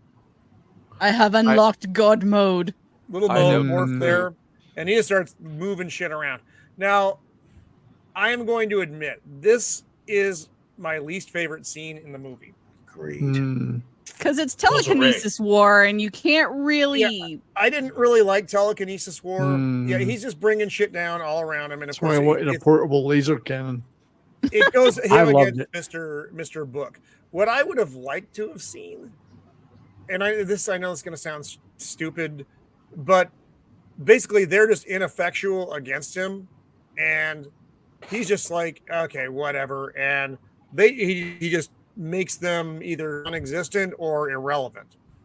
Instead of the battle royale that we get at the end, where they are just basically slugging it out, which is kind of standard trope because it just is. I think that would have been. You don't get the big back and forth, but I don't think you need it. I mean, it's fine. It's not terrible by any means, but it is my least favorite part of the movie because it is the most standard part of the movie. Hmm. Yeah. Staring at each other. Yeah, making the big ball of energy. All Steering right, the all right. thing, yes. They fly. Shit Steer breaking hard. everywhere. It's not die hard. It's steer hard. Steer hard. Stare hard. They're Stare- hard. With Stare Mr. harder. Hand. And this is he throws a knife at John, and John makes the knife go back at him. Okay, and then it hits him, and then he flies into a water tower, and it explodes. All right, and then he ends up on a broken piece of metal. Like I said, is it terrible? No, but I did find it. Anticlimactic. Yeah. Yep. Well, it was just standard, Yeah. and this is the bad effect I was talking about. I don't remember if this was in the original film or not, or if it was just Mr. Book Don't dying. know. I don't recall that. Yeah, because it looks like it was just someone scribbling on the film, making funny monsters. It just kind of dissolves into the air. It was like, Yeah. okay. And like I said, I get it if that wasn't in the original theatrical release, that would probably make way more sense. But now it's just John. And that's, like I said, I think it could have just ended up here without that back and forth. Because that scene went on for, seemed like a long time. It was A while. 3, 4, Longer, 17 minutes. But it was fine. And I don't want to keep saying like it was terrible because it wasn't, but it was the most standard. Compared to the rest for of the me. movie, it's a little bit Right. formulaic and they're having a Kind of takes you out a little bit. I would disagree. I enjoy getting villains getting the shit smashed out of them. True. All right, True. all right. True. All right, no, and like I said, But- it's fine. What's coming up is my favorite scene in Yes. the whole movie. Jennifer Connelly's naked. Unfortunately, that's not in this. Close. So Doc survives, which I was happy about. I didn't know if he Yeah, was. that No, was I good. was thinking Yeah. he was going to die, but no. Yeah, I thought Okay, it was the but goner. if you listen to what he says carefully and the way he looks at it, this is what keyed me thinking. He's a grand manipulator, and like this is his experiment. You know what I Right. mean? Like that. John is not his experiment. What can happen next? That's why I Yeah. keyed onto Yeah. that. And he's like, well, you basically said I can do whatever, I can make whatever I want with this. So he wants to see what John wants to do. And Yeah, just- I he think takes that's it- just his he- inner he- scientist, his inner curiosity, to be quite honest. Because like he is a scientist at the core of who he is, which is why like he enjoys, maybe it's evil science, but he enjoys doing science. And I think that's the feeling that I was getting, is he's just like, I can't wait to see like what you do next, or I can't. If his intention was to do good, then he's taking a risk because he doesn't know what John's going to do, does he? For sure, yeah. No, he's taking a risk. It's calculated. I don't think the doctor had I don't think the doctor had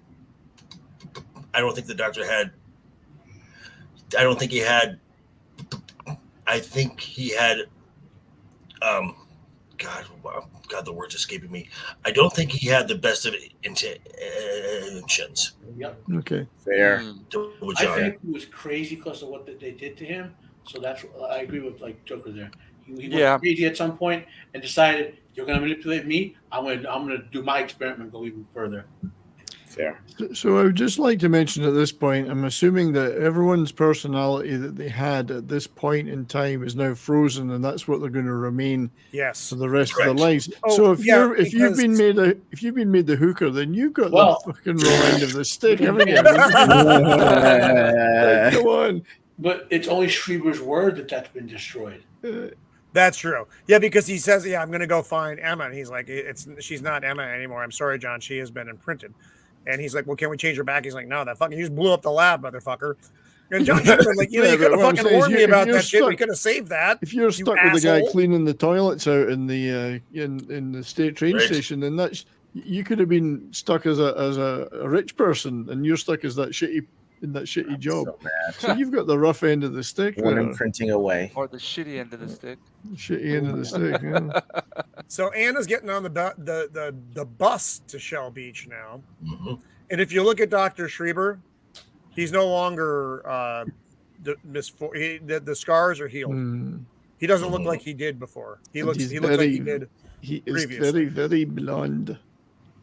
And this is Uncle Carl on the bus, giving up his seat. And John he's going. So the ocean is forming around. I thought this was a cool effect. Nice. Yeah. He's just making it. Then he has to do let there be light.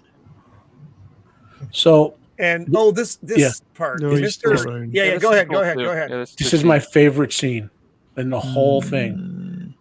We hear a lot with these woke idiots with their deconstruction and subversion and all that, and subverting your expectations, and they do it all the wrong ways. This scene right here is the perfect way to subvert your expectations. Because this guy is basically evil him, right? And you see him coming up on him, and you think there's going to be some huge-ass confrontation. The last two guys who can manipulate shit, right? Mm-hmm. And what instead happens? He leaves the darkness behind and walks into the light. Agreed. That was awesome. Yeah, your imprint does not agree with me, John. But I had to know what it felt like. I thought it was good. I got to see Susan Sarandon's tits. Why didn't I get to see Jennifer Lawrence? No. And this is where John tells him, "You guys got it all fucking wrong.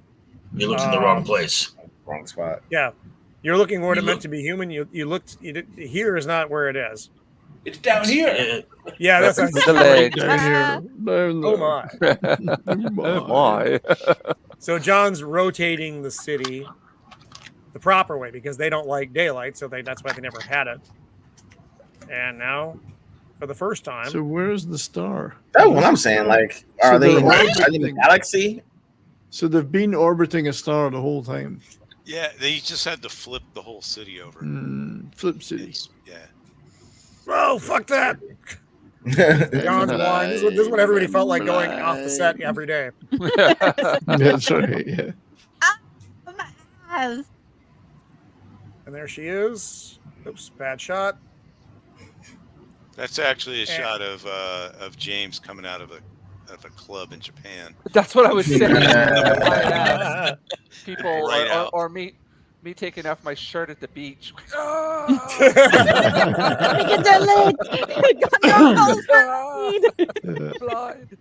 So he realizes, he knows that she's not her anymore. I don't even know how she got here. It doesn't fucking matter. She came on a bus, but this is just a weird place. He manipulated it. He can do whatever he wants. Yes, he made her want to go there. He's giving her a larger chest right now.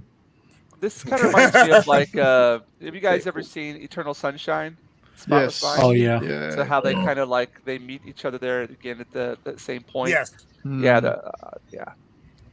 Brought back memories of So that. he asked her, hey, do you know how to get to Shell Beach? She's like, oh yeah, it's just over there. I'm going there myself. It's a nice pickup line. Right. Now, he should have asked, what do you think that big fucking wall is around? Yeah, you should have said, I'll fly you over if you want. Man, it would have been easier.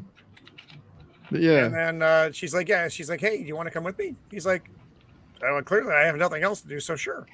And it's a lovely ending scene though. Isn't it? And that's it. You don't get anything else from it. He doesn't do any other weird magic-y stuff. It's the end. And then they're eaten by a giant shark. Yes, the Meg. And now the Meg has appeared. The Meg appears. And that's it. That's a great movie. Right. Man, that is such a fun, weird fucking movie. Very good. Indeed. It was great having you narrate through that whole thing there, Roman. That was very nice. Are you stuck? Yeah. He's frozen. Oh no! Frozen Roman. Roman's been tuned out. He has. Damn, what happened to me? Oh my god. You're back. There he is. You're back. I'm back. Welcome back. That was weird. Are you still Roman? Did you have new memories uploaded during that time, Roman? I'm stuck again. What is happening? He's Oh my Greek. God. He's now Being Greek, not tuned. Roman. He is now Greek. He's Greek of the Empire. Yeah. No! Stop sharing. If I stop sharing, does that help? He's I don't British know of what's the going on. This Empire. is weird. He's glitching. God save the king. Oh no, I'm like gone. Oh, that's isn't cool. We can hear you though. Yeah, you So leave. yeah, It's That's the worst fine. part. It is. Oh no, now I'm stuck like an asshole. Detective. Detective asshole. Ass house. Yeah, I got some wild line going Get on. it That's right. Weird. She blowed up good. Blowed up real good. Shut this thing off over here. See if that Mr. helps. Garage. That helped. Okay. No, that didn't help confused either. too. Fuck my life. Anyway, so that was the walkthrough, and oh my fucking god! There we go. That was man, that's not cool. So I don't know why I'm getting the lag. Probably it's my stream saying you've been going a long fucking time. So that's right. Let's all freeze and if Roman We can doesn't hear get you, it, okay. we're all frozen. But yeah, like I said, it's a pre-runner to the Matrix. Stop it. Oh, this is not fucking Hilarious. Max Just close your eyes. Close your eyes. Max and- Headroom. Right now, he's All right, gone. you can still hear me though, right? Yeah, you Yes, can we can still hear you. Yeah, I have to be an avatar. Joker, something's like gonna fly in your mouth. Shield wall. But I really, I mean, there's so many reasons to like this movie. And the director's cut is still under 2 hours, which is the nice thing about the director's cut. He didn't make it all weird and long and fucking stupid. Yeah, Like, my so only that was complaint nice. about this movie is the pacing slows down a little too much in the middle. I don't want anything cut, but I would like a little more umph in the middle to move it through. You know. I'm actually Yeah, I kind of mean- the opposite. I'm the opposite. I actually wanted to go a bit. I thought things were moving a little too quickly, in my opinion. But I'm just. No, I not don't that kinda mean. I don't Maybe mean the that third plot was so act. smoothly. I I mean can see that it felt lag. I guess I would say laggy. Okay. It just like the story was enough. I would have liked to see more story at certain points, but Yeah, it felt like yeah. it was just going slowly telling you the story at times. You know. I hear you. I mean, like I said, my only complaint, which is got quotes around it when I say it, is fuck off with this thing. Is that end battle scene? I know you liked it, Matt. I just didn't see it as 100% necessary. It could have been better. I'm not saying it, but I like the idea of just like I said, him kind of making them irrelevant and like, you know what, fuck this, I'm gonna do what I want, boom, and then they're done, and then you get a little, you can cut the screen time down a little bit, and then you can go walk on the beach with Jennifer Connelly. But It's still a wonderful movie, a great follow up yeah. to The Crow, and probably his only, his only two good movies. Everything else seems like it. I mean, pretty much. I think if they had done where instead of all the smashing stuff around, just had the big energy ball, and as they're fighting and mentally struggling, you see one by one the stranger just sort of pop and die, like that type of thing, like they're burning out. I think that would have been a little better, but I just like when villains lose on screen by their own Accepted. Still think a laser cannon would have been the best. I wanted to see him cut them all in half with a big ray gun. I mean, whether it's the movie or the book, like in Lord of the Rings, for example, Sauron got done in by his own ring. If he had never made the ring, he would have won in the end. And if they'd never made John, well, they didn't make John though. Dr. Schreiber made John under their experiment, in their experiment. Just watching your tweet from 5 hours ago, Roman, where you're talking like this, and and it actually matches the words you're saying now, even though it's only a 12-second long clip. Is this Roman City now? Could be. I know I'm choppy as fuck right now. I don't know why that is. I'm sorry. I have to ask. So we would drop in the reference the entire thing to him being riffraff. Ego, do you know what that reference was to? I do not. I was trying to hope someone wouldn't ask me, and now I'm stuck. I don't know who it is. Well, that's your next mission. Rocky Horror Picture Show. It's your next mission. I have never seen that. I guess is that with Tim Curry in it? Tim Curry. Yeah. Yeah. Okay, I'll probably check that one out. All right, cool. There's a version of it with the audience interactions. Watch that one. Audience. If you've never been to a live theater production of it, you don't know what you're missing. It's incredible. It's a mildly amusing film on its own. But with audience interactions, it's like over the top. I went to the 20th anniversary tour in the UK of the original production. It had 4 or 5 of the original cast, and it was great. It was just the most fun thing ever. What's it about? I guess I can check it out. Yeah. You gotta watch it. You gotta watch it. It's kind of like an old RKO horror film, but with transsexual aliens. It's an homage and a parody all in one. I'll put it. It's a musical. It's a musical. Yeah. It's just a jump to the left. Charles Gray, the narrator. Yeah. Hey, it's even got Meatloaf in it. Let's do. I'll tell you this: there was nothing like it before it came out. That's for sure. That's true. Susan Sarandon's cute in it too. So. Okay. The closest thing to it would have been the original Little Shop of Horrors. Well, I thought they were the same thing. That's why I was confused. They're very close in tone. They're quite close in tone. Yeah, I would say. I'm glad y'all told me because I'm like, where's Rick Moranis? Rick Moranis, you mean this Rick Moranis? Oh, good God! Hey, over here for donuts. Don't listen to him, eh? He's a hoser. Hey, there's another movie. That Rick Moranis. Watch a movie called Strange Brew. That's hilarious. That's from Strange Brew. Well, it's actually that's from the album, the Bob and Doug McKenzie album. But yeah, I did a whole stream on Strange Brew. It was fun, and I've done an SCTV live stream too. Oh, nice. Yeah, a couple of weeks ago. That was a lot of fun because none of the clips are copyrighted for some reason, so you can play what you want. Wow. Hey, guys, I got to go ahead and shit. I got to be up early from work tomorrow, but thank you guys for letting me on the panel. And, well, thank you for hanging out, Ego. And what you just did a review of Warworld of Justice League. Yeah. Check it out if you guys get a chance. It just dropped. I actually saw it a few days ago because I'd been meaning to watch it. It was pretty decent for an R-rated animated film from DC, which I didn't even know until I actually saw it, but I actually dug it. So yes, check it out when you get a chance. And well, thanks for hanging out with us, Ego. I really appreciate it. I enjoyed the movie. Anything else to announce there? I'm joining your stream tomorrow night, dude. I cannot wait. And then I'll be with Abomination AG on Saturday. Then I think I'm with Legion of Memers Saturday afternoon, and then with my wife on Sunday afternoon as well. Nice. Is that the Legion of Memers anniversary show? Or I'll be on that early on, I think. Yeah.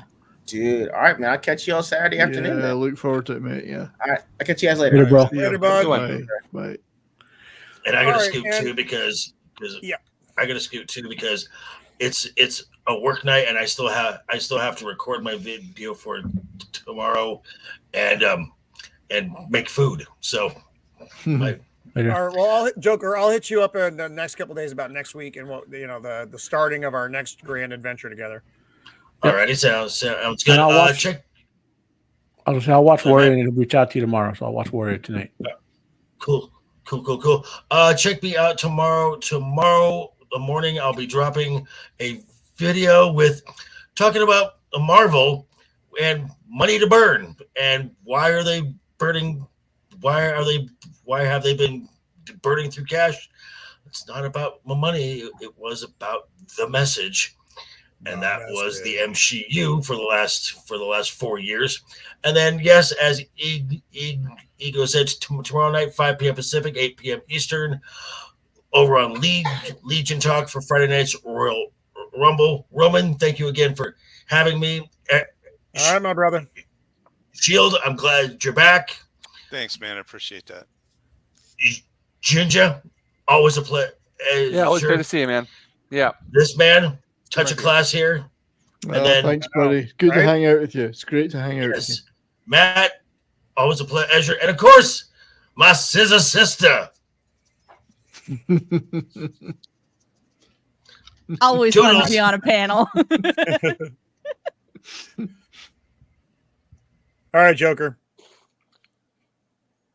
And I'm frozen like that, like a fucking asshole. Was Roman God evil damn it. thing, Actually, I don't know what Roman- happened. I don't know why at the end of the stream Yeah. it's fucking Matt. I'm gonna have to hit you up for some tech assist later. But before as well, don't forget to reach out to me about doing these slides without having to sit and hit. You can do it in VLC automated. I do it all. I've got it just does it automated. Yeah. So. Yeah, that is way better than what I did because that was fucking painful. 735 slides. Roman, I'm going to pop out here as well. Got the all right, brother. Got to do the family thing. Oh, right on. But it was really fun on here. Like the time flew by. That was great. And again, you were great at just like walking us through the whole movie. A lot of great insights from everybody in the panel here, and awesome stuff going on in the chat as well. Had a great time, and would love to do this again anytime. Well, right on. Well, thank you for coming out, James. I really appreciate it. It was a good time for sure. Yeah, it's always great when you're on the panel. Yeah, it's the little one. It's her summer vacation right now. Oh, hello. Hello. Yeah. So thanks again, and I've been out of commission. I got an injury here of my own doing. It was so kind of stupid, but hopefully going to be back in action within the next couple of weeks. Good. Yeah. But Good to see you, buddy. Just be on the lookout for some new artwork coming out. So again, thank you so much. Yeah, I really appreciate it. Okay. All right, brother. I'll hit you up here in the next little bit about the next big. Oh yeah, thing. definitely. See what happens. Awesome. Cool. Yeah, right on, brother. Definitely. Thank you. Bye-bye. See you, mate. And then there were 5. And then there were 5. I feel like an Agatha Christie novel here. We're just 5 sarcastic reviewer. So, Shieldwall back in the game. You got anything else coming up? Let's see. No. Oh wait. You know what you're getting into next week? Yeah, I don't know. I have to look. I don't have all the details. I don't want to say stuff that isn't true, so I got to kind of look. But yeah, it's great to be back. This is a good movie to come back on. I talked some tonight, but I kind of paced myself a little bit. I'm just glad you're back, man. I'm always happy when you're on the panel, dude. Well, it's awesome. Thanks for having me on here. And to the chat, it was great seeing everybody in here. I know I've been kind of not very active in streams or on Twitter or whatever, but or X, whatever the hell it's called now. But it's good to see everybody in here and see everybody joining. And the co-streams are fun too, being with the chat and stuff. Yeah, that's cool.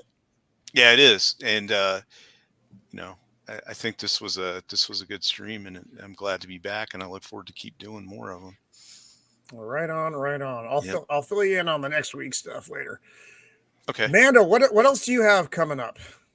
So this weekend, I am actually going to be traveling out of town to visit some friends I haven't seen in a while, but I do have quite a bit of content coming out on my YouTube channel. I recorded like 7 videos and just like scheduling them all out. I actually released one earlier today about my thoughts on what Blue Beetle is going to do and what's going to happen. Oh my. Just reading the article, my soul was leaving my body. So that's gonna be interesting. I don't know if I'm gonna watch it or not. I probably won't, but hey, who knows? So yeah, just be looking on my YouTube channel for quite be looking on my YouTube channel. I'm trying to get monetized hopefully before fall comes into play, but we shall see. Yeah, I'm hoping to at least get to 500 by, the next couple of months. I'm at 215 right now, so woo. Just on the grind, and climbing. So right on. Well, thank you for coming back. You too, I will hit up about the adventure to come next week. Matt, you've been doing a lot of stuff lately. I've been. I'm going through my reread of Wheel of Time for the first time in 10 years. So I'm doing reviews of every book. Plus, Wheel of Prime is being released next week, 2 weeks. And it annoys me. Like, so this year is the 50th anniversary of the death of J.R.R. Tolkien, right? And last year they insulted Tolkien by putting that crap out on his death day, I should say. Now this year, I think Wheel of Prime is coming out on his death day. Like, maybe I'm looking for every insult by Amazon against him or whatever, but anyway, I'll be ripping those apart like everyone else should be. Right on. Because Jordan deserves better. He's more. Yes, Jordan deserves better than he's been getting from this. So I'm reviewing that. There's a TV show called 30 Coins, which I found by accident. Like I find. That thing is good, dude. Yes, that is a good show. I'm slow walking my way through it because I want to do reviews of every episode that means something. Sorry. What streaming service is that on? HBO Europe, but I can help you. I can. I think it's on Netflix. I think you can find it on Netflix. Yeah. So that's where it's a European show.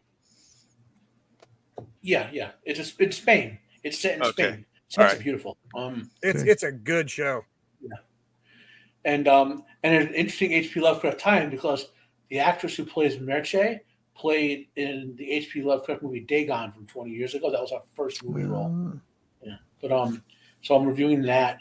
I'm slow walking. I want to do good reviews. I finally have access to the next few episodes of Bleach. So I'm going through it. I guess the travesty. It's a great adaptation, but it's a travesty because the last arc of Bleach had a lot of individual great moments, but was overall meh. I mean, it's like you finally get to see Old Man Genocide's Bankai, and then they just kill him. Like if it's like the biggest, it's the best special maneuver outside of some of the ones in Naruto or Fist of the North Star ever. And the fans were like, it took like 8 issues of the manga to do the whole thing, and anyway, so I'm doing that. One other thing I've been trying to do. I want to do a lot more, but health and life and all that, and so I'm just saving my Lord of the Rings angst for when that comes out in December. Right on. And obviously this, and hopefully get another movie in another few weeks.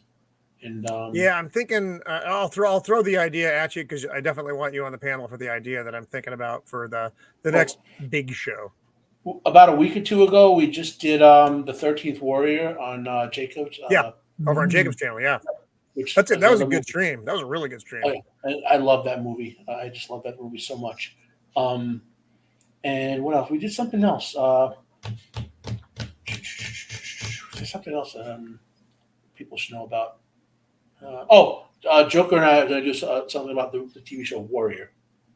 Awesome. Which is based on the works of Steve, so Bruce Lee wanted to do. And whatever. So, yeah. Right on. Brian, first I want to say that your stream on the Kinks was just so good. I enjoyed the F out of that. That was a lot Thanks, of fun, buddy. man. I appreciate you was saying great. that. It's an example of the music shows I do. That it's probably the best example of what I'm aiming at when I try to make these shows. Yeah, it was a lot of fun. I even got a little tiny bit of Twitter attention from Dave Davies of the Kinks, which was nice. Nice. Don't know if he watched the show, but he certainly was reading my tweets about it. And, Not there. It is. but yeah, it was a fun show, and as I say, the music shows I do, It's Only Talk and Roll. It's probably the best example of those. It's what I'm aiming for in each of them, just the right mix of songs I like and why I like them and why they're important, but a lot of fun too. So hell, I even sang. Yes, you did. So that was on last Monday, and go back and check that out, everybody, if you've got any interest in this wonderful, legendary British band who I adore. And they bring a tear to my eye when I listen to their songs now. It's sad, getting old. So that was last Monday. Tomorrow I'm making a rare 2-hour round trip foray to the only cinema in the city near me that shows Korean movies. Wow. I'm going to see a movie called The Moon. It happens to be on the other side of the damn city. I heard about this. This side. Why not the east side? It's on the west side. So this is a movie I previewed a couple of weeks ago. Really looking forward to this. A Korean astronaut stranded in space. Do Kyung-soo plays the astronaut. He's been in the Along with the Gods movies. If anyone's ever watched those, I think they're on Netflix or Amazon. And then the other guy is trying to rescue him is Sol Kyung-gu, and he's in things like Kill Bok-soon and a great movie called Yaksha, Ruthless Operations, if you ever get the chance to see that. So hopefully a review of that tomorrow night. I'm really looking forward to this movie. And the distributors have actually, they quite liked my preview of this, Well Go USA. So we've got a little bit of back and forward with those guys, because I've been promoting a lot of their movies, Korean movies. So getting a little bit of love out of the distributor, which is nice. However, on Monday, Canon Film Club is back on Monday on my channel at 3 p.m. Mountain Time with Tom Connors and Andre from Midnight's Edge is hoping to join. It's a little bit late for him, but he's hoping to join. Razor may be there or may not be there. Who knows? Sometimes he drops in, sometimes he doesn't. And then Austin Trunick, who writes the Canon Film Guides, will be there. So we're going to do Masters of the Universe, which is going to be such fun. I know this is a bad movie, but I love it because I love He-Man. Exactly. It's just it's a bad movie, but it's a bad movie in such a good way. I mean, it's just and as bad movie is, Lundgren is a perfect guy to play He-Man. Oh, great! Yeah, and just some of the action in it and stuff. It's fabulous. I love it. I love this movie. So that's on Monday. I'll be doing a bunch of other things. Various videos here and there, appearing on other shows, and future shows coming up because we're doing really well on the channel. I mean, up to about 1,125 subs. Right on. Getting a lot of views. The views are going up now, which is great. Instead of 30, it's 300. This kind of thing. So, putting a lot of effort in. Future shows coming up in the next couple of weeks we'll do a Motorhead stream on It's Only Talk and Roll, and then I'm going to do another cult comedy crew show on Kentucky Fried Movie. So lots in the works. Wow. I love that movie. So that's thank you for allowing me to go through those at some length, but and I do also on Thursdays on the Rock and Roll Rowdies YouTube channel. I host a weekly show with those guys. These are my roadie pals, my road manager pals, who I've done a number of shows with, but they've got their own channel. I'm hosting a live show for them. We're going to do some more videos. They're actually getting a lot of attention from digital radio stations and live venues in the UK, particularly, that want to put them on as a show. Wow. There's some talk of Netflix in the works as well. Netflix. Cool. I'm hoping to remain a part of their entourage for these things. So these are great guys. If you've never seen them, they've managed some of the biggest bands in the world: Jack Genesis, Pink Floyd, Page and Plant, Average White Man, Wishbone Ash, but Dio, Ronnie James Dio, stuff like that. So the list of bands they've worked with is endless. So always a ton of great stories, some of which they're allowed to tell on the radio, on the YouTube, some which not tell.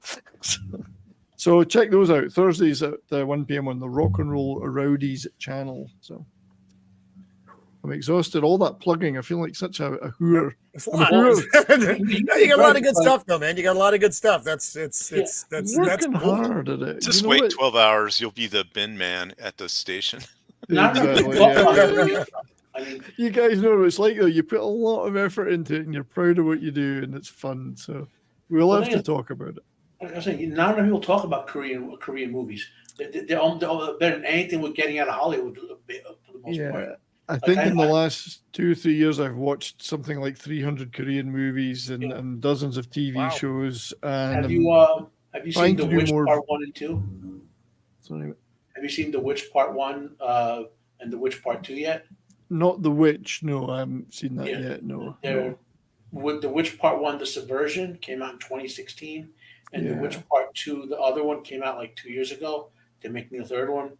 They're science fiction horror films, but they're not like overly gross out. They're awesome. I've got that written down, mate. Yeah, I mean, I've seen them mentioned before, but you know what it's like.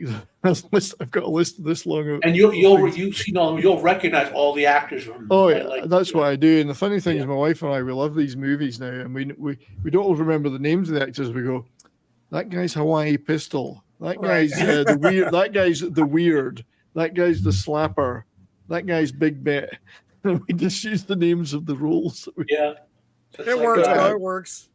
Yeah, but Lee Byung Hun, Choi Moon Sik, Son Soo-koo, the Ma Dong Suk, the slapper, Dom Lee. These are all wonderful actors. There's so many good movies coming out of there. Love them to death.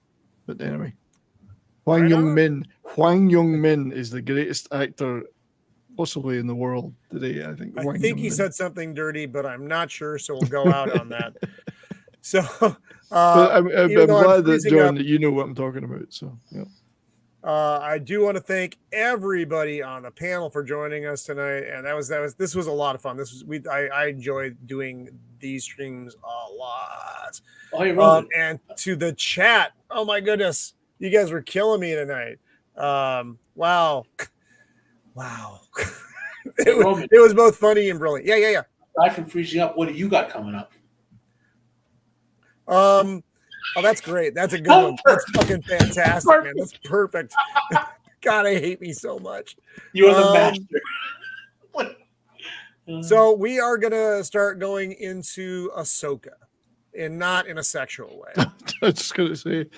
I might have to hate watch that because I love that character. We're gonna watch it. I'm watching it. Really, I'm watching it for one reason, and it's gonna sound stupid. I'm watching it for Ray Stevenson. Because that's one of the last roles that he is going to have, and it's kind of sucks. But I want to see. I still want to see him, so that's why I'm watching it. So that's going to start next Thursday. It's going to be it's a 2-hour whatever on Wednesday, or two episodes on Wednesday. So we'll see what happens on Thursday.